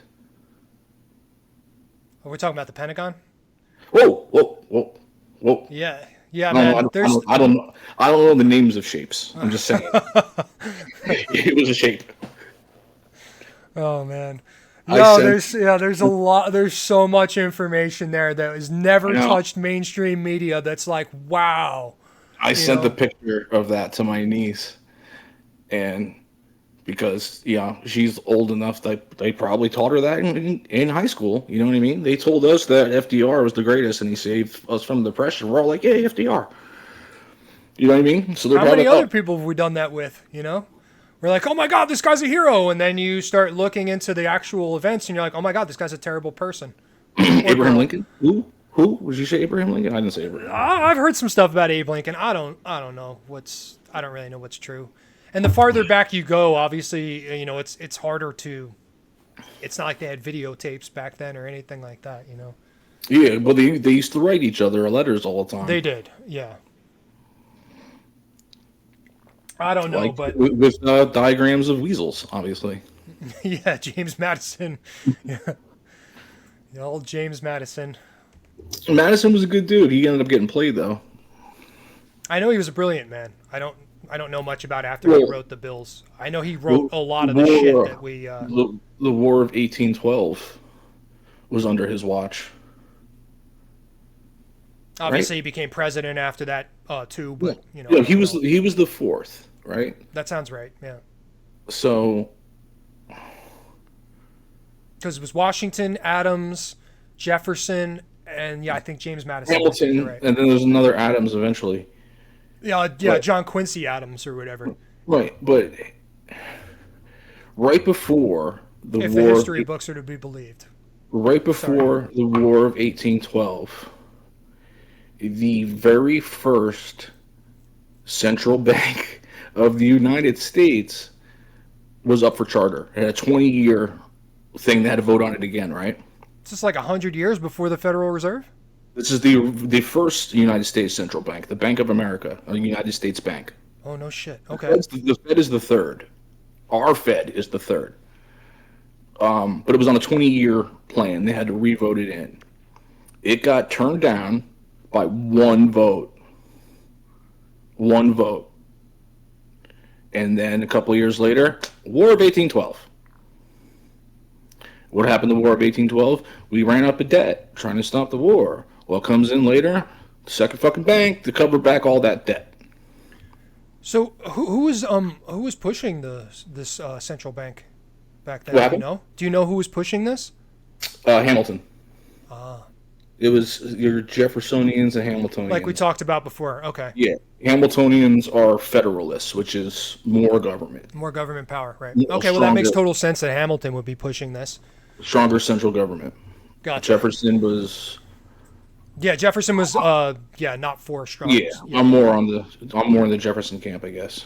Same. Obviously, Same. Been like that for a while now. So Go yeah, ahead. so there was the second central bank, which I don't really know too much about the second one because it's usually the first and the third that I get into. Um, so I guess that's Jackson shut that one down, right? Okay. Andrew Jackson. Andrew Jackson gets a bad. I mean, he was terrible to the Indians, so whatever. That's but at the same time, he was anti-central bank, and that's why you remember him poorly on purpose. Well, so I took a course in college, and I know. I remember. I remember. yeah, my professor told me some stuff, and I remember. I remember you saying it to me, and I was like, "You're a fucking moron." well, again, now that I understand what a central bank is, it makes way more sense. Yeah. I do want to note that my professor did tell me a cool story about Andrew Jackson, and yeah, I'm not celebrating Andrew Jackson like you said. He killed a lot of people, mostly Native Americans. Well, that was the game. Again, whatever. But he did tell me a funny story about an assassination attempt on Andrew Jackson. Again, don't know Yeah, if it's real or not, it's true. but it's It's pretty true. awesome. I hope it's true. It is true. So this guy ran up and tried to shoot or tried to assassinate Andrew Jackson, and his gun misfired. And Andrew Jackson he always carried a cane, so he literally beat the shit out of this dude with his cane right in front of everybody. Yeah. This is before the Secret Service existed and all that other stuff, which Yeah, I think is pretty fucking funny. Secret Service came after Lincoln. Gotcha. Lincoln used to walk around the city at night to clear his head. Really? Yeah, the White House Well, was it's open. different. Andrew Jackson had a kegger when he won. It was different times, I think, back then. Hopefully, maybe one day we can get back to some of those times. So, everybody can freely walk the streets and not have to worry about being shot or robbed or any of that other stuff. But we'll see. Maybe I'm just super optimistic. But yeah, you were right. You were right. So I was wrong about that. Andrew Jackson shutting down the central bank was a good thing. My professor was wrong about that too. And then during Lincoln and the Greenbacks, the money he used to fund the Civil War and England and France almost came in the South because they wanted banking, and then they didn't get it until 1912, right? 1913, whatever it was, Yeah. 1913. Well, that was when they were proposed it, right? I don't think when would the Federal Reserve? That's how it got in because that's why the bills are still green and look like the ones that Lincoln handed out. You know what I mean? Like they're called greenbacks because that's what they use. All right, let me bring up this fucking book that I got into. Okay. All right? And then maybe after you can explain like a quick history or a summary of how the Federal Reserve came into existence. All right. We're gonna get into that real quick. So this dude's name is I'm such an ass. Just gonna read my search. All right. So Stephen Milford Goodson. All right. Well, we'll put the link to the video because it's long. It's like a 4-hour video. He wrote this book called The History of Central Banking and the Enslavement of Mankind, and I ended up watching it because I was going down the rabbit hole of central banks again. You know what I mean? Wars. Yeah. Specifically central banks and wars as opposed to our Fed. So first I Googled who the guy was before I dug too deep. The guy's an asshole. He's a bad person. The author? The author. He is a South African banker. He died a few years ago. He was a big time banker in South Africa, right? Like I don't think he was a central banker, but he was he doesn't like the Jews. He was pro-Hitler, Holocaust denier type of guy, right? But he doesn't deny the Holocaust happened. He says it happened for different reasons, but whatever. So he has, so this book, it's on YouTube, and it's someone like I didn't know it was a book at first, but I figured it out during the thing. So someone reading you the thing, and it shows pictures and stuff the whole time, so it's not like just someone reading. I like pictures. Yeah, it keeps you entertained. It's not just like a radio thing. Right. It's also it could be like a visual aid, which I like visual stuff. So Yeah. Go ahead. I'm sorry. And so this cat, he is he is a Holocaust denier, World War II revisionist or something. But anyway, so this book, It's like 8 chapters long, and it goes into basically the history of central banking, and not just our Fed, but especially the Bank of England, which we talked about. He blames everything on the people, our friends with the little hats on. You know what I mean? He because he's very pro Hitler, I guess, that he blames everything on the same people that Hitler blamed everything on, because the name Rothschild happens to go along with that. So instead of just blaming our friends with the little hats on that happen to be the Rothschilds, he blames all of them. All right, I Like don't know how all much. of the Jews? Yeah, he says Jews for everything. You know, when I say, because I look at it in 2024 time, that's not just them. We have plenty of powerful people who play the Federal Reserve game. Yeah, this is ridiculous to go Right. ahead. Go ahead. But the Rothschilds had all the gold, right? Their history itself is long. Very long. And there's multiple central banks, because the one Rothschild had 5 kids, and the 5 kids started 5 different banks. All in different cities, if I recall correctly. Yeah, Like yeah. big cities. But central banking itself, you can trace it back to William the Conqueror, and the Knights Templar, What because would they the were Knights Templar want with a bank? the Knights Templar, because they originally were helping protect trade along routes. They were the perfect people to start helping the banks transfer and their things along the path of So they became like security guards, essentially. security, but also administrative pencil pushers with glasses and Gotcha. stuff, right? So they were doing multiple things for the bankers. Correct. Eventually, because the Knights Templar, there's 3 of them. There's 3 different Templars. 2 of them, the Knights Templar we know, and then there's one that is similar to them, but it's still off the same group of people. They went down and did the Crusades and shit, right? That's the ones that everybody remembers. But their job was to go fight the pagans and Jesus.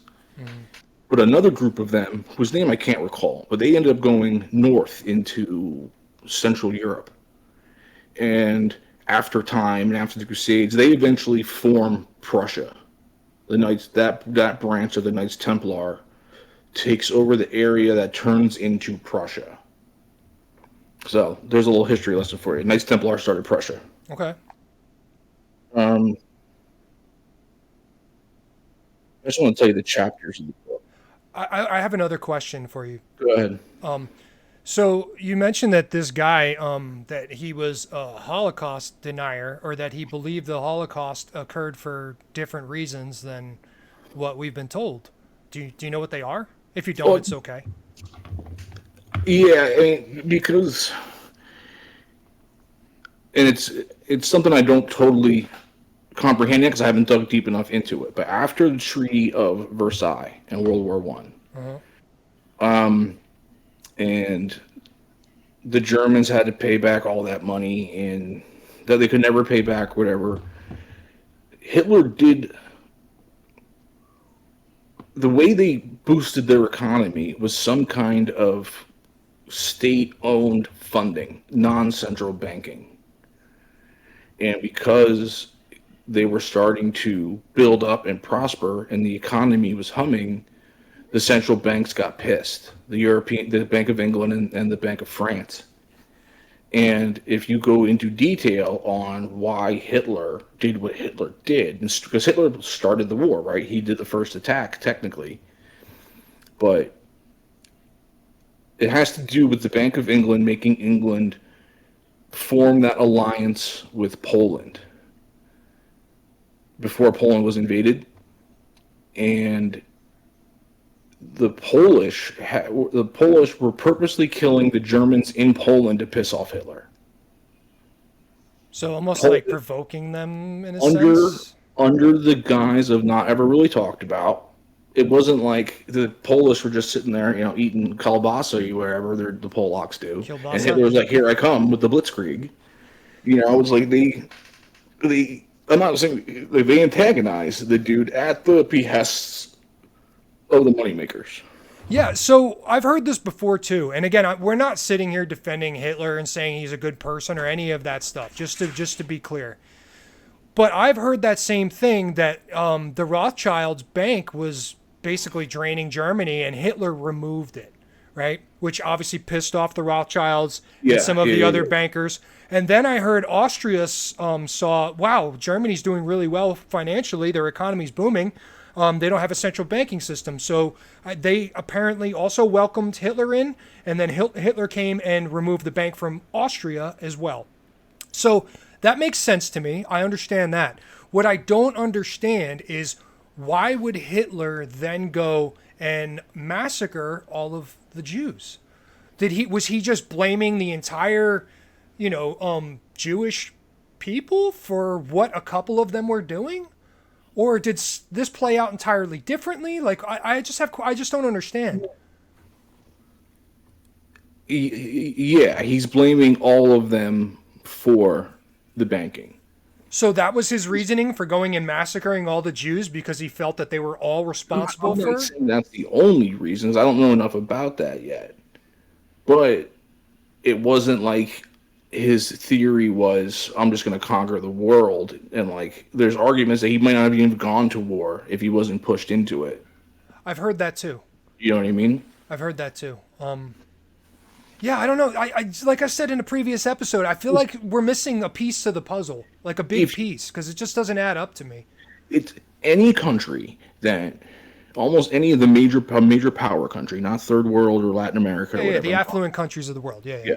First world players that have had a central bank, if a neighbor who doesn't have a central bank, the central bank has found a way to start a war with said country to get a central bank into that country. Yeah, I've seen, and this goes back to where I've seen numerous countries, again, look into it, where if they didn't agree, like you said, they were either drug into a war or there was a coup performed on them. Now we got new leadership in there, and then boom, the central bank gets approved. And this happens a lot. Go ahead, I'm sorry. What central banks do, and what the law through the land, through history has been, it's called usury. And usury is a law that allows people to lend money with interest on that money. You know what I mean? Right. Whatever way you might be, that's what usury is. And when you add that with fractional reserve lending, you allow made up money to go out to make money off of to charge the interest on. You know what I mean? You know what fractional reserve No, what's bank? fractional reserve lending? Fractional reserve lending is basically this: if you put $100 in the bank, right, the bank can loan out $90.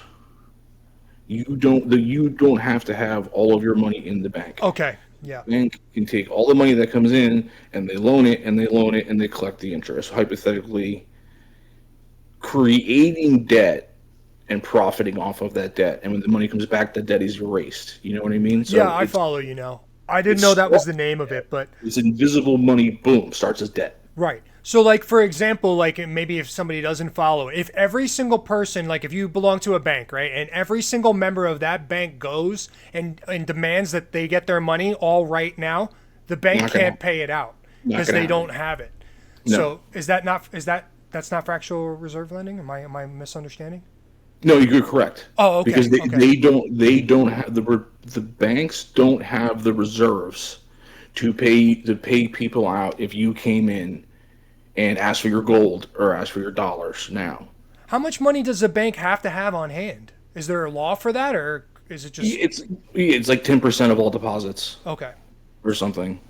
Okay, so they need 10% of whatever they control. Okay. Right. And central banks are always funded with gold because they start with the gold and they fractional reserve lending off the gold. Okay. I know the Fed, our Fed, third Fed, was supposed to start with like 1 million pounds of gold or 100,000 pounds of gold. They only got 70% of what they were supposed to have, and they let them do it anyway. So they're all backed by gold, you say, right? Originally, it Originally. wasn't. What are they it backed by wasn't- now? Nothing. Fiat is it's backed by the rep of the United States, kind of. So In we're 1960 so we're basically just on credit here. Is that's how it works? everything was pretty much on the gold standard, right? Until we got taken off of it by Nixon in '71. Got you. So there's absolutely nothing supporting our financial structure other than the fact of, hey guys, trust me, a Lannister always pays its debts, or that's literally where we're at here.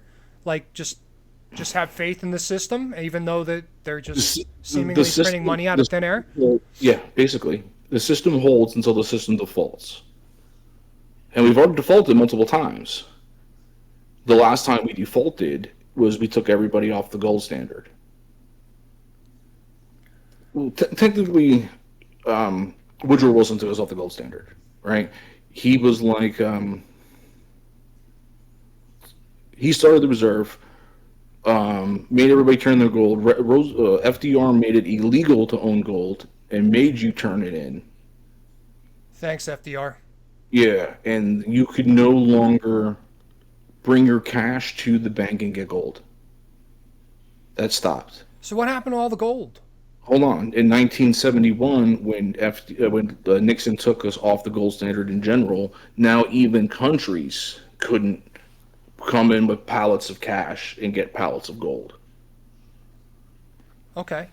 We kind of turned it into like the petrodollar. So where did all the gold go? Like, where is it today? I don't know. Oh, interesting. Iraq got a lot. Putin's got a lot. You can Google some of. Obviously, it can tell you everything, but countries have been scooping up gold more recently than have been in the Gold's past. huge now. You see, Costco is blowing up apparently with selling gold. I didn't buy any, but I saw something like that. So can we go back for a second? So how does the Federal Reserve initially come about? The third bank that you mentioned. It's called. The story is the creature from Jekyll Island. Okay. It's back here. I got it somewhere. It's a pain in the ass. It's fucking huge and it's written. So makes it brief slow. summary. What transpires here? Like you got a couple A group- bankers together and they just like, hey, we want to push this. Yes, a small group of bankers, like 5 people and a secretary, went to Jekyll Island, which is down in the Carolinas somewhere, and they had a secret meeting back in like 1910. Another secret meeting. Go ahead. The secret meeting, they went under fake names and shit, Oh, and there it you was go. like, and For the good of humanity. I'm sorry. go ahead. somebody owned the hotel.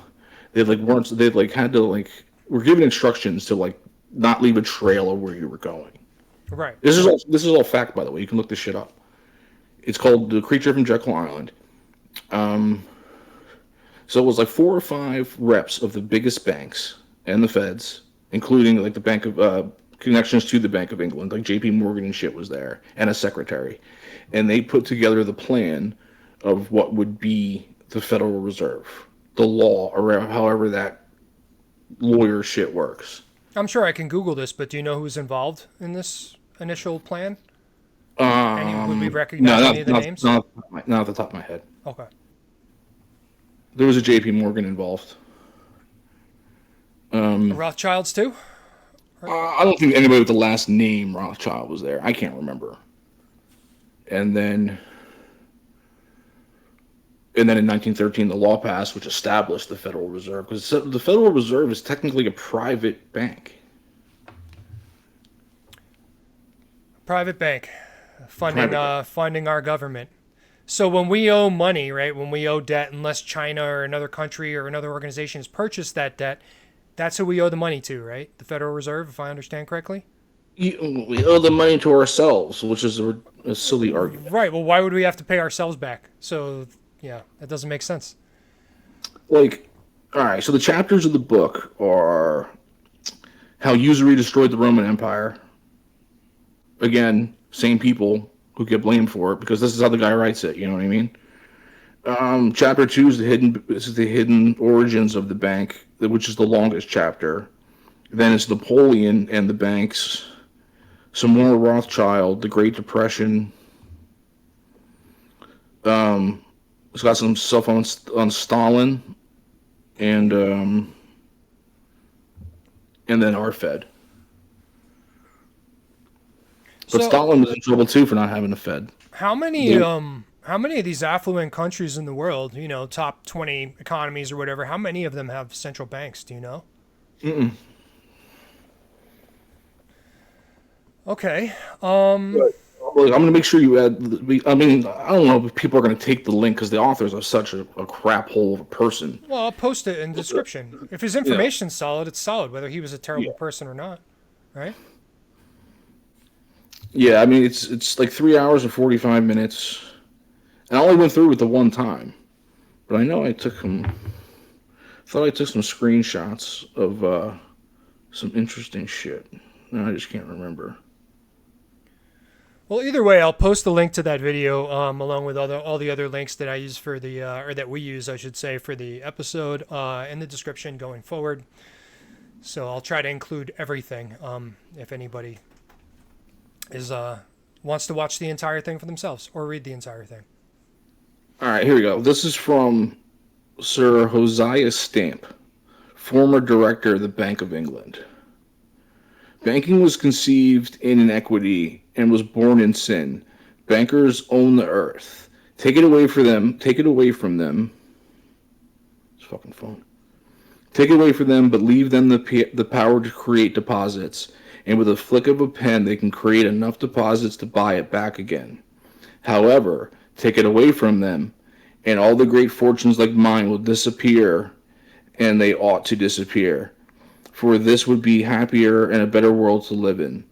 But if you wish to remain the slaves of the bankers and pay the cost of your own slavery, then let them continue to create deposits. That's brilliantly said right there. So, and this is the same dude, right? Or is this a different person? Just the guy who was a chairman of a bank back Oh, when. just the guy. Okay. You And that's a remember the banker Bank- saying that. The Bank of England is really old. It's very, very old. But the Fed is the most powerful now. Our Fed is the most powerful of the central banks. Because we're the most powerful country and we're still technically I guess you can argue until the end of the Cold War, and it's like 20, maybe 20 plus years that we were the hyperpower. We're not so much it's more of a multi-power world now. We're not as strong as we used to be. It's not that we're not strong, it's people have caught up. Right. It was easy to be strong after World War II when nobody had a navy but us. Well, in England, and they were allied, so yeah. But they're half their shit got blown up anyway. Oh, that's right. Yeah. And didn't they? I think they started scaling back the navy, if I recall correctly. But maybe I'm wrong about that. Our navy? No, England. I could be totally wrong about that. You got to remember after World War II, right? Before people sat down at Bretton Woods, which is the convention that all the leaders and the bigwigs sat around and figured out the new world order after World War II. Mm-hmm. Like it was the after peace meeting when you're going to control Geneva? this, we're going to have that, and you're going to pay us this. You know what I mean? We're setting the new rules. Okay. Because now the war is done, and that's called Bretton Woods. Well, that's where it was held. That's some fucking country club, I guess. Of course. So, part of the deal that Americans made is because a lot of countries thought that America was just going to take over, because technically we won. We had the biggest army. We still had the production. We had the ships. You know what I mean? We were the ones humming, and could have done more things. But it's also a pain in the ass to hold hostile territory. You know what I mean?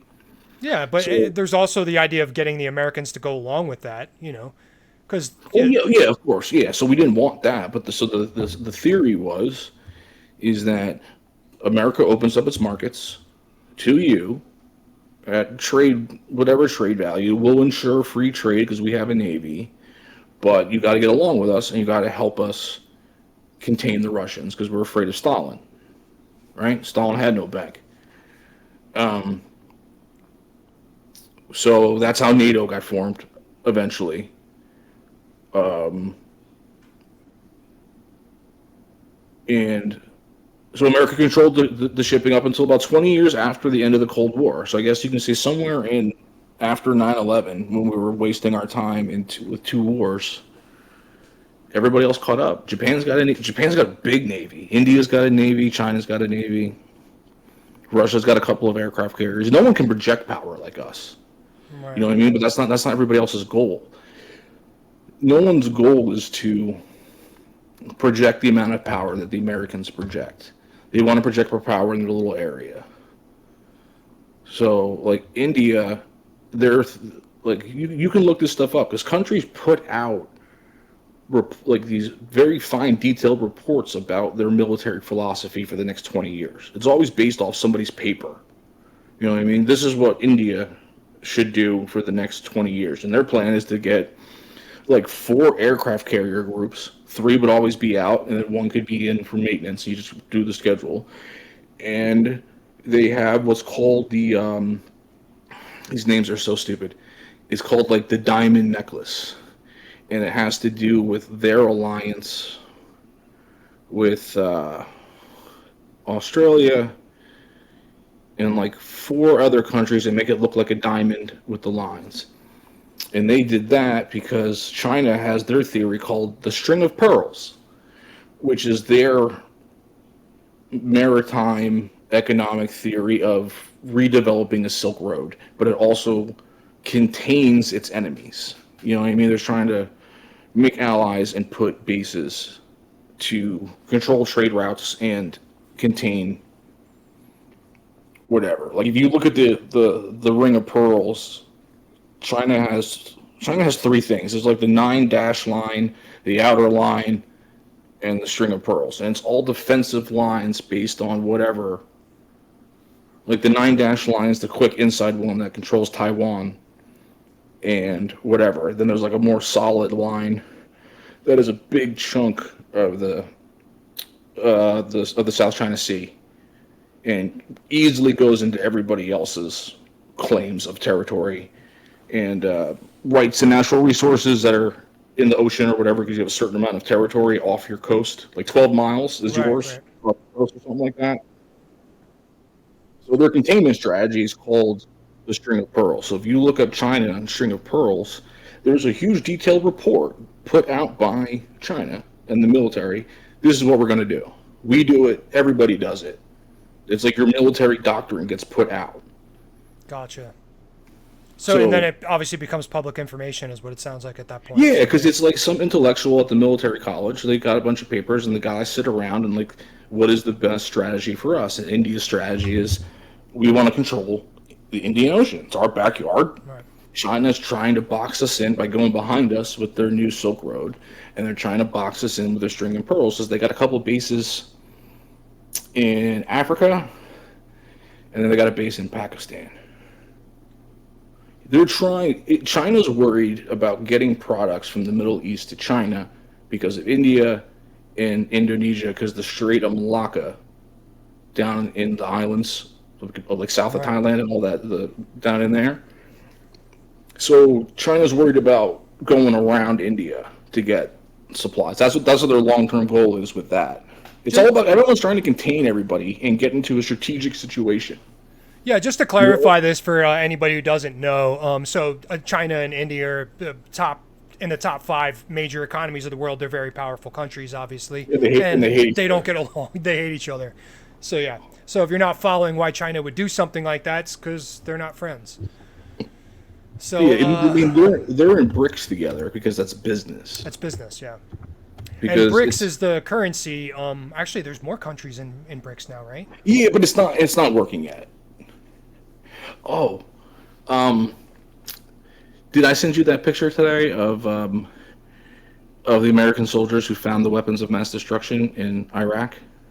No.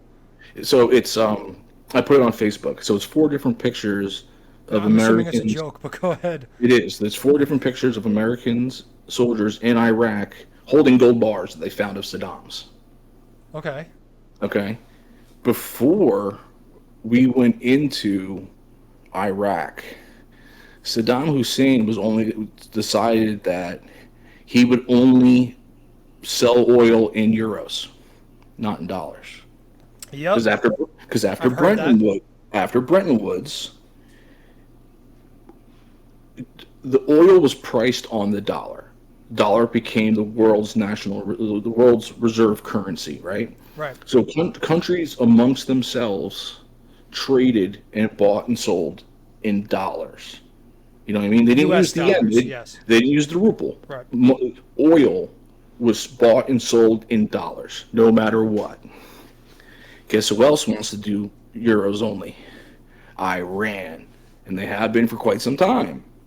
Also, That's- Gaddafi in Libya. Yeah, I was going to bring that They up killed too. him. Yeah, Yeah. he was trying to get away from the U.S. dollar, and he I died. get rid of this dollar. Yeah. Yep. And there's many other countries too. Yeah, Like, I'm off the top of drawing my a- head, I can't rattle, but go ahead. Me too. I'm completely brain farting right now. I was so excited to talk about this when I'd watched it. Like, it brings up so many little incidents of like, so and so happened, said doesn't want a central bank, ended up dead, ended up in a war. Yep. Yeah, I mean it's crazy too, and this happens again with several countries over the course of many years. You know, where somebody refuses to go along with the central bank, like you mentioned, or if somebody refuses to go along with the U.S. dollar and say, no, we're going to use a different currency, these people are either replaced by other people through a coup, Right. or they wind up dead. Like, if I'm sure it's If just a countries- coincidence. Don't worry, guys. It's just a coincidence. without central banks, countries, states cannot spend money they do not have. So, America cannot wage war if it can't bring in the tax money. You know what I mean? You can only pay with the money you bring in. So, what central banks allow nations to do is when they don't have the money to cover something, they borrow the money. And who are they And that's- borrowing it from? The Fed. The Fed, bonds, treasuries, however that shit works. Because if I knew how that shit worked, I'd know how to make money off of it. All right, so I don't worry about that part. But it's how it happens. And they make the money. They create the debt. They give it to the state. Then the money goes out into the system. You know what I mean? Yeah. They pay. So like, say after all the taxes are added up, you still haven't funded the military. The military needs $2 trillion. You borrow $2 trillion from the Fed, and you pay who you have to pay with those dollars, even though those dollars didn't come from any kind of production or labor. Right. They just out of thin air. Poof. Poof.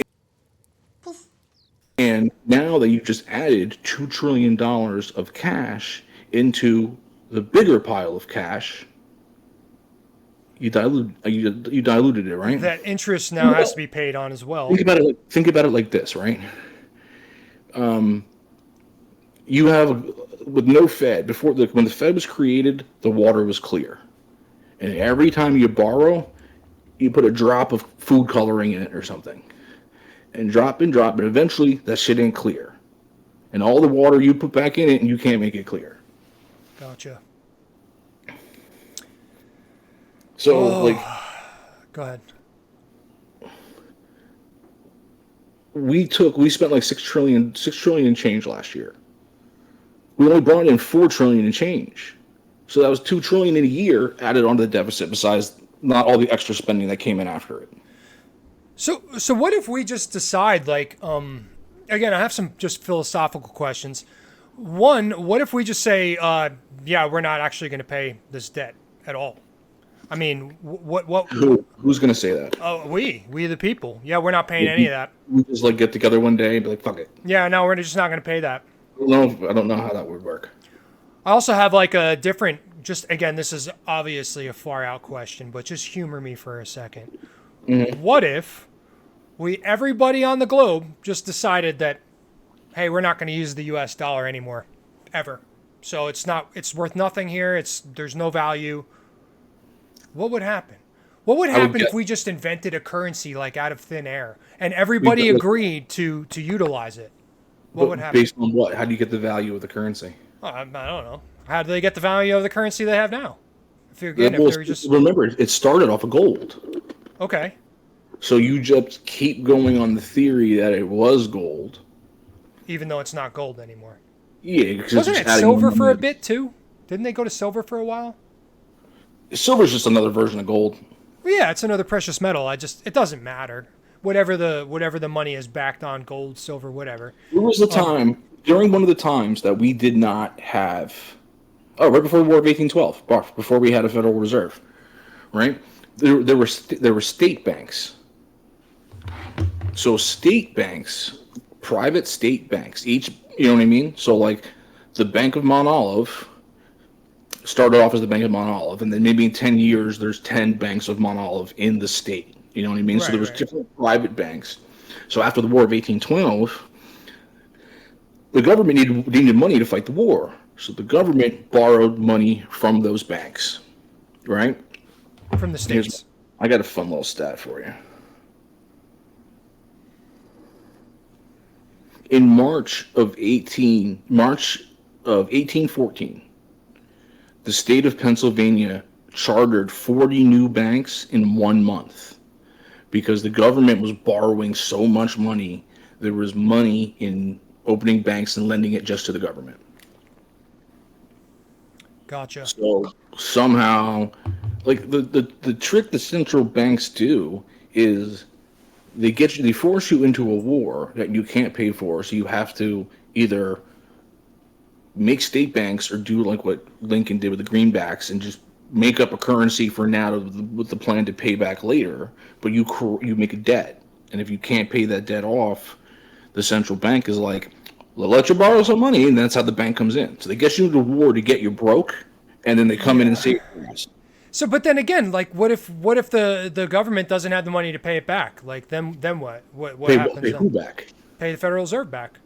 Say the Federal Reserve calls in their debt. You mean like right now, or central banks in general? Like I was just talking in general, yeah. Like, what if the central bank and the Federal Reserve in the U.S. just, hey man, we're going to need all that money that we lent you. Then what happens? Who are we even paying? Where's that money going? Who gets it? The Federal Reserve. Yeah, but who is the Federal Reserve? There's a board. Okay, so do they put the money in their pocket? Does it go into some kind of trust fund? Like, where does the money go? They get the interest payment. We pay them $1 trillion a year. Okay, so they collect the interest that goes in their pockets, Correct. And then the rest of the money just stays in the Federal Reserve. Is that how it works? Because it sounds to me like these people just leech off the government. That's exactly what this sounds like to me. Where I basically make money off of lending the government money. The Federal Reserve made debt, created debt out of thin air, and we bought that debt.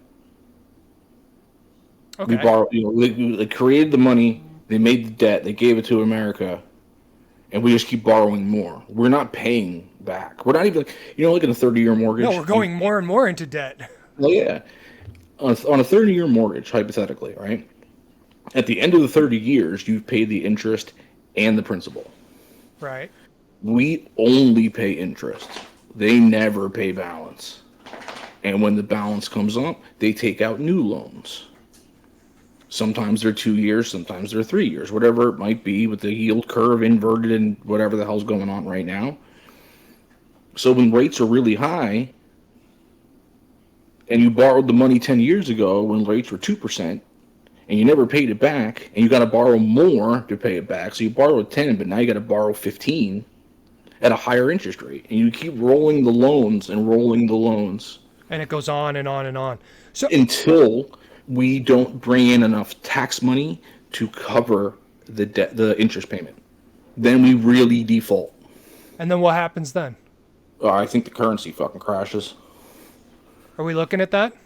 We're going to look at hyperinflation, because what's going to happen before we don't pay the interest, we'll borrow more money to pay the interest, and then next year the interest will be higher, and we'll borrow more money to pay the interest, and we'll flood the system with dollars, and we'll end up with high hyperinflation at some point. But at some point, this sounds like this bubble's going to burst. Again, I'm not an economics expert. Yes. So when it bursts, Correct. That means the U.S. dollar goes to shit, right? It's going to be bad. But it's like, hypothetically, it won't be for a minute, because They What's can a just minute? borrow the money to pay it off What's a minute? 5 years, 50 years, 500 years? Like what's that? until they don't bring in enough taxes to cover the interest payment. Look at it like this: the four biggest items on the block every year: Medicaid, Social Security, Medicaid, Medicare, Social Security, military, interest payment. The interest payment is $1 trillion. It's going to be like $1.5 trillion next year. And if that doesn't make it the most expensive thing, the next year will make it the most expensive thing. It'll be the number one expense that we pay out is the debt to the bank before anybody in the country gets anything. Maybe I just don't understand the intricate details of economics, but I just don't understand why we even have to pay these people at all. Again, I don't even know what the hell we're paying. Like you said earlier, it's not even backed on gold. I can't go to the bank and get gold. Like, why should we even pay them at this point? I would basically tell them to fuck off. So you're saying is like, why doesn't the next president be like, you know what? Yeah, fuck you. Oh yeah, we're not paying this anymore. We're not going to put this IOTAS on the tax-paying people, and this isn't doing anything good for our country. It's just getting us more and more and more indebted to whoever's running the show. Well, the problem is that the people running the show support the system because it keeps them in power. I know, it's the corruption. I get it. They're all in cahoots. But what if we got an honorable, morally great person in office? Don't hold your breath on that. But what if we did? And that person was just like, you know what? I'm ending the Fed. Done with this. I don't think you can just come in and end the Fed. So how do we end the Fed? You hypothetically like so say hypothetically a libertarian won, right? Right. And people listen. And Dave Smith is president right now. What does he do? And Congress is listening to him hypothetically. Right. Let's say he's just magically convinced everybody in Congress to go along with his idea. The best argument I've heard on how to save us from defaulting and just getting worse and worse into debt is you cut everything by 20% off the top, every department by 20%. And if you can't cut something by 20%, you cut something else more to make up for what you didn't cut. Well, I could think of a lot of things we could cut. Hold on. And you can't spend more than that comes in taxes. Okay. But maybe I'm just not following, but why can't we just say, you know what, we're not going to pay this. What would happen? What would the bank, what would the Federal Reserve do? I get what you're trying to say. But if you suddenly don't pay the Fed, the dollar will collapse and then nobody has any money, no one will fucking do anything. Well, what if we just invent a new currency using the gold, assuming we still have it? That was... just humor me for a second. Let's just imagine that the gold is still in Fort Knox. Who? The government? The government is just going to come up with a new money? The problem is the government controls money in the first place. Money should be private. Banks should be private. Good point. Banks should go out of business. Fuck up. So what if instead of that, like what if we just started state banks or just spring up. They get grants or whatever from the government, to start up these state. What grant? What are you going to borrow money from the Fed to let them? Well, yeah, if we're not going to pay it back anyway, why not just borrow it from them so we can open these banks? It doesn't work like that. Again, I don't understand it. I don't understand it. It sounds silly. Like, why don't we just not pay? I'm just hypothetically speaking because I don't understand this stuff. This is your department. You do. I'm just trying to give you some crazy scenario where we just say, hey, we're not going to pay. What happens? What does the bank do to us? Do they come after us? Do they start imprisoning people? And if so, who does that? I would assume that at some point they would cause us to get into a war of some sort with somebody else. But what if they didn't have that power? Again, what if Dave Smith and all the libertarians occupy Congress? I do not know what happened. I just know you just can't. It'll crash the money. I don't know why it crashes the money, but it will crash the money. If you want to get the answer, I'll try to get it for you next time. No, it's okay. I'm just throwing random ideas out there. Because if you look at your dollar, it's a Federal Reserve note. So if the Fed is like, you're not going to pay us. Well, just then the money's worth nothing. Like then it's just goodbye. And where do you get new money from? Where do you get new fiat money? Where do you get new real money? I get it. Just posing a crazy So scenario question. hypothetically, now back in possibility land, the you would cut spending by 20%, and you would not spend more money than that came in. But here's the problem with that. They don't I want just that. told you. It doesn't matter what they want. Let's say they did want it, right? Hypothetically. I just told you that we spent $6 trillion in change last year, but only took in 4. Right. Not only are you cutting 20%, you're not funding $2 trillion worth of stuff that was funded last year. Right. So you just took off $2 trillion plus 20%, and that 20% goes to pay back the debt or goes to do whatever it fucking does. Okay. I understand what you're saying. But here's what happens when you do that, right? By law,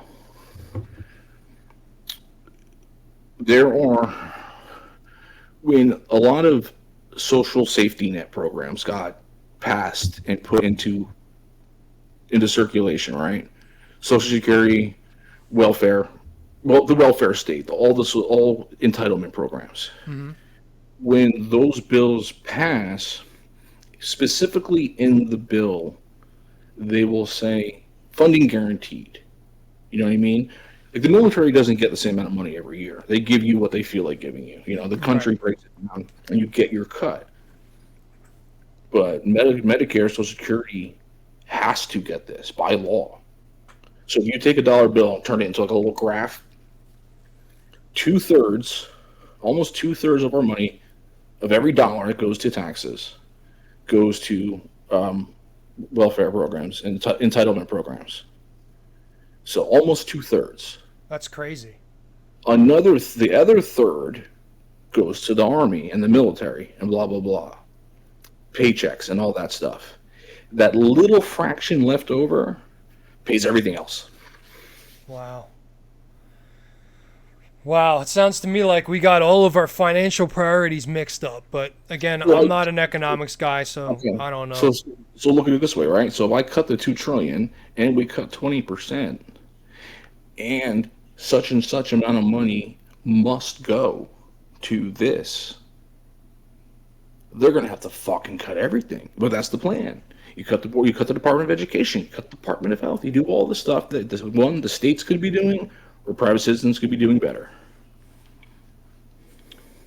Gotcha. With that happening, but think about the drastic shock that would do to the country. All of a sudden, everybody, no doubt. you know what I mean? Yeah, no doubt. I was just, trying to throw out a Yeah. crazy It's okay. scenario, and again, That's it's just, the whole thing Like is crazy to me. Go ahead. Think about the shit that would get cut first, like park rangers. See you later. Smithsonian. See you later. Right. You know what I mean? They'll cut as much as they possibly can, and they'll have to be forced to cut whole departments. It's too bad we can't cut out a lot of political positions and bankers, because that might be a better idea. But Yeah, well, the biggest problem is, besides the inflation, and the corruption. is like Social Security hypothetically might have worked, like I told you last time, but my grandfather's $20 that he put into Social Security isn't the same $20 that he took out 60 years later, when he was Right. using Social Security. Well, that's just inflation naturally, right? Like No, well, hypothetically, there should be no inflation. ever. No. So what causes inflation? Overprinting of money? Increasing the money to the money supply. Inflation is caused one way, and people pay very close attention. People argue with us all the time. Inflation is created one fucking way, and it's when the government adds money to the money supply, not to products, not to any of that. Take an equal sign. Money, products. When you flood the money onto one side, you don't increase the demand, or you don't increase the amount of supply on the other side. You're just giving more people more money to buy the same amount of shit. And because people have more money, they'll pay more money and prices go up. Makes sense. You know what I mean? Yeah, that makes sense. Because to if me. you have $2 and I have $2 and suddenly I get 2 more, I flood the market. You know what I mean? It's just not, you take away the value. Since 1913, the value of the dollar is down like 96%. Do you think this is intentional, or do you think this Yeah. is just a bunch of bad decisions? No, how can it not be intentional? But think about it this way, right? Like, no, that's why I love Anthony Davies. He's my favorite economist. He has great stuff on this.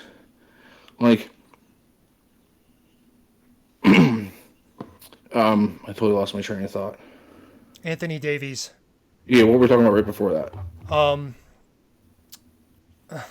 What the hell were we talking about just before that? It has to do. It has to do with like incentive. You know what I mean? Like,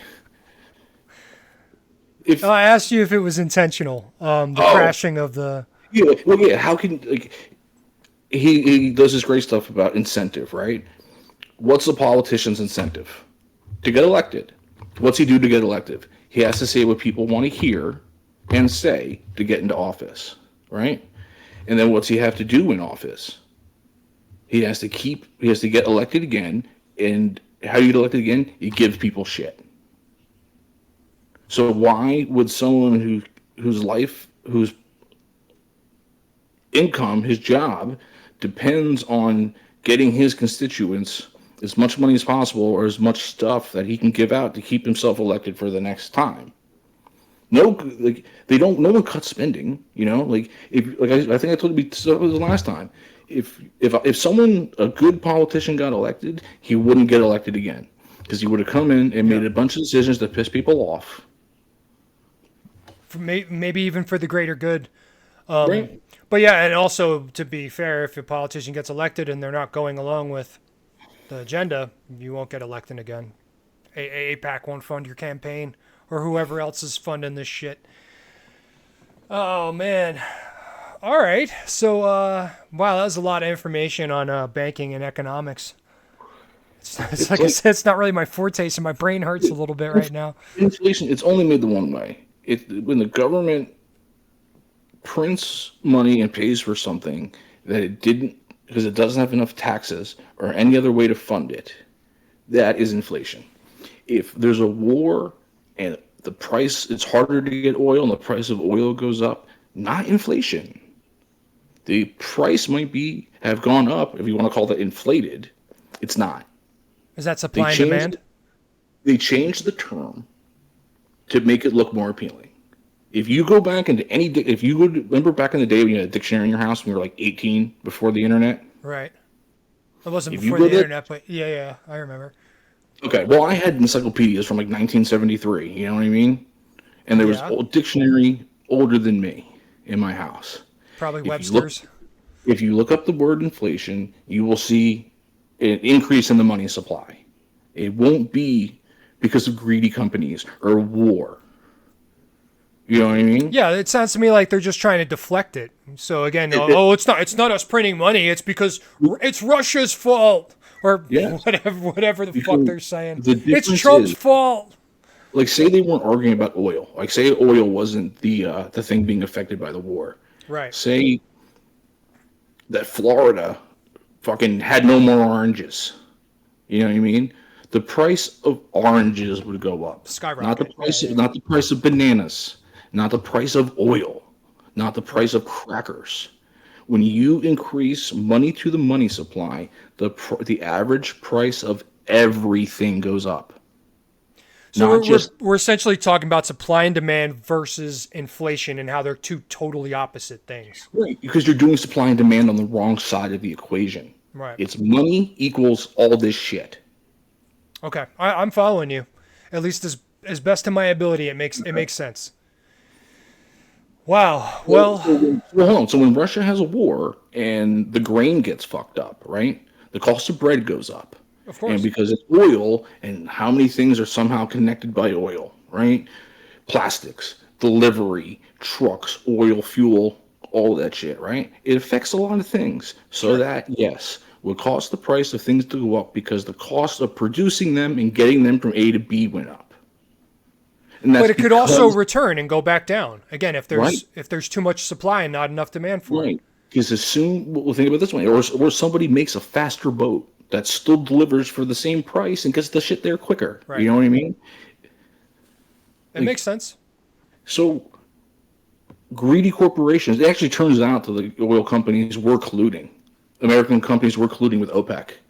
So like dirty, dirty shit, not like beyond greedy company, like dirty corruption, greed. Again, even all that is not inflation. It's the average of all prices because you made money worth less, not a product worth more. Gotcha. So yeah, instead of it just being a supply and demand thing like it should be in reality, instead it's just a decrease or devaluing of the dollar or the currency. Like when prices change, it gives people opportunity to make money, right? To find new ways. Like say, let's just take a made up example, right? Well, it's not made up. At one point, we paid a certain amount of oil because we had to get oil from the Middle East, right? Everything ran on trade, and everyone needs oil to trade, right? So that's why it was all great. It wasn't easy to get oil out of the ground in some places in America or fuel until fracking came along, right? And now fracking can frack, and it becomes cheaper and cheaper and cheaper to produce energy, which makes your product cheaper and cheaper and cheaper, right? But instead it's going up, right? Oil? What's that? But instead oil's going up, right? Well, inflation makes oil go up, but if, like, say the war causes, before the war, it cost somebody $1 to produce a barrel of oil, right? And now that same barrel of oil costs you $1.50 because of a war and trade, right? Right. But somebody over here can produce oil, but he could only do it for $1.05. So it wasn't worth paying $1.05 for oil to sell it for $1. But now oil is worth more. So it is worth now tapping this oil. That's harder to get out but now there's profit. That makes sense. Yeah. When there's money to be made, people will get in there and do it. At one time, fracking was hard. Now they can go down, they can drill sideways and get into pockets. There's oil upon oil upon oil. We're not running out of fucking oil. We're not running out of fossil fuels. And they're going to keep being cheaper until somebody smart or somebody lucky and knocks something over and makes a magic potion to make renewable energy cheaper or like a little source that just keeps producing energy. You know what I mean? As long as oil is cheaper, people are going to use oil. And hold on, I'm going to go one more thing. Only rich countries can afford to even try to go green. Are you going to tell a country in Africa that they have to produce, their factory has to be green to produce shoes? That's ridiculous. Because to give people jobs, they'll burn wood and coal if they have to produce shoes to get money. You know what I mean? Yeah, I'm following you. The one thing I don't understand. So again, and maybe it's just me, but oil, right? Like again, it should be like a basic supply and demand where it goes up and down, right? Except when I first started driving, which was a long time ago, or you could get a gallon of gas for under $1. And yeah, how much is it? I remember working in Amoco and changing the price of the sign with the big stick. Do you remember when it went over $1? We flipped out. Yeah. I was like, "Yo, this is robbery. This is crazy." But what does a gallon of oil cost now? So I guess what I'm asking is if this is basic supply and demand, how come oil is never returned back to under $1? Why is it consistently going up and staying up? So this is more of an inflation issue than it is supply and demand. Correct. Milk's more than okay.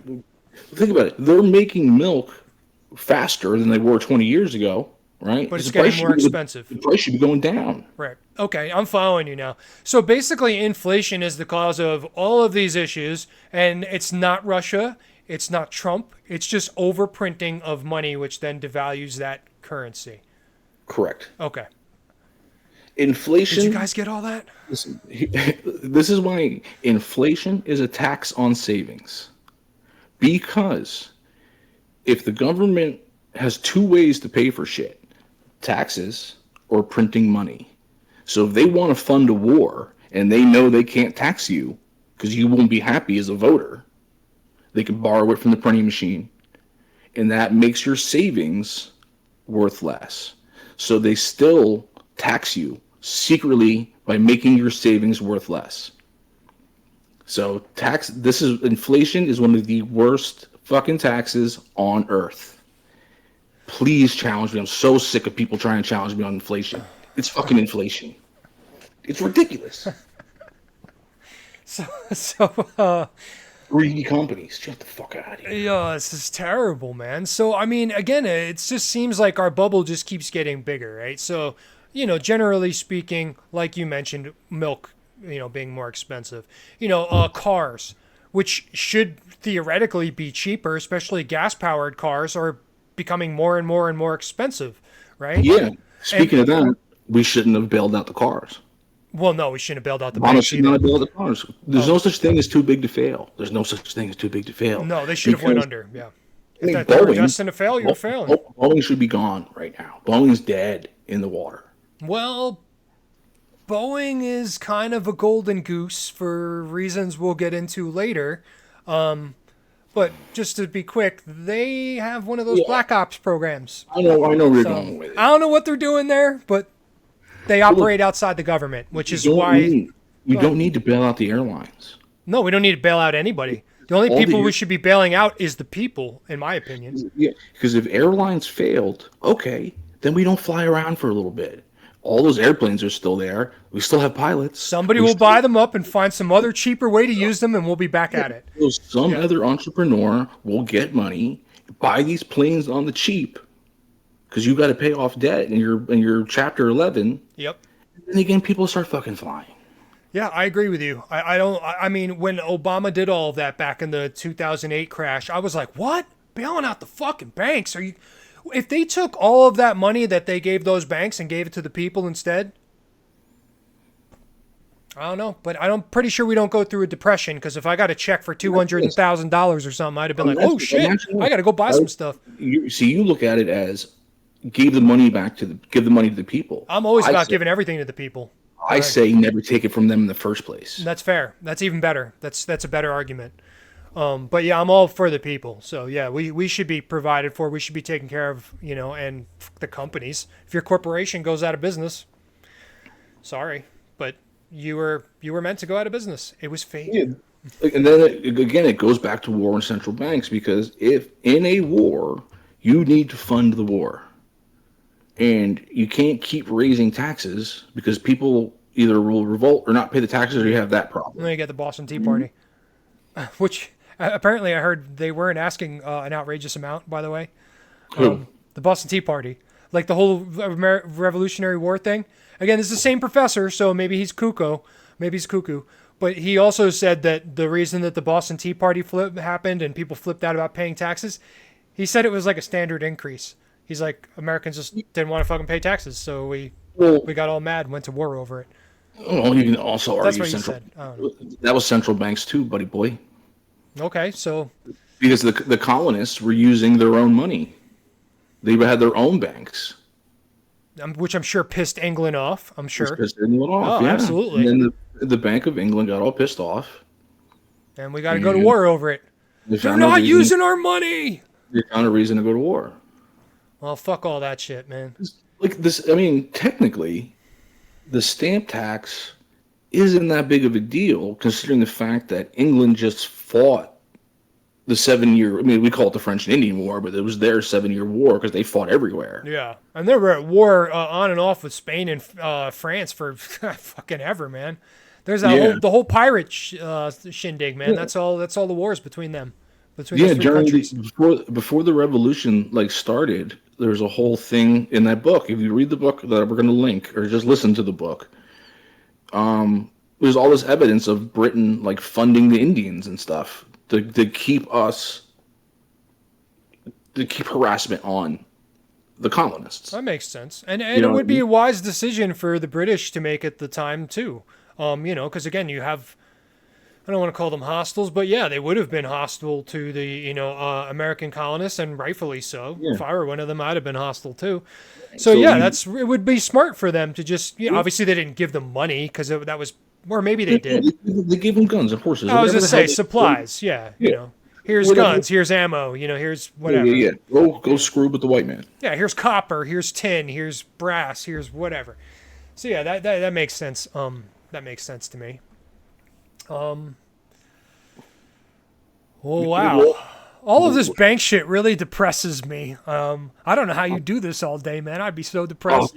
I'm fascinated by it. Well, that's good. Yeah, I think you have to be, or it's got to just come naturally to you, because this shit is massively depressing for me. Well, think about it. Like I told you last time, right? Economics is just praxeology. It's a study of action.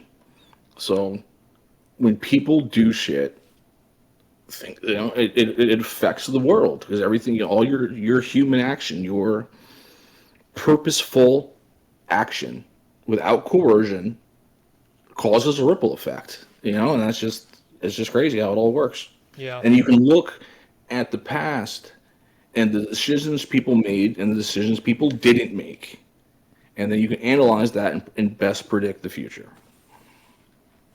Well, at the end of the day, it's all mathematics, and if there's one thing we've learned, math doesn't lie. Well, It's not necessarily- it normally doesn't lie, except for Terrence Howard's take on 1 times 1. Which is even a good economics. take. I mean, yeah, there's like, again, there's like algebraic formulas and shit. Yeah, of but course. But I'm just saying numbers typically don't lie. 2 + 2 is 4. Again, It's always going to be but 4. again, the numbers in economics don't matter because you can't predict tomorrow. Well, didn't you just say you could predict the future with it? Maybe not tomorrow, but Yeah, you can predict that it might go up or it might go down. There's going to be shortage yeah. in margins or something, but you can't predict the price in the future oh yeah, no, that's fair. That's fair. Yeah, accurately. You can't produce it no, accurately. So that's you- fair. So you can't make future plans based on these numbers because the numbers aren't always correct. So if you're like, all right, bread's $1, let's buy 10,000 loaves of bread for this town, that's not how it works. You just ruin the price of bread at the same time. Gotcha.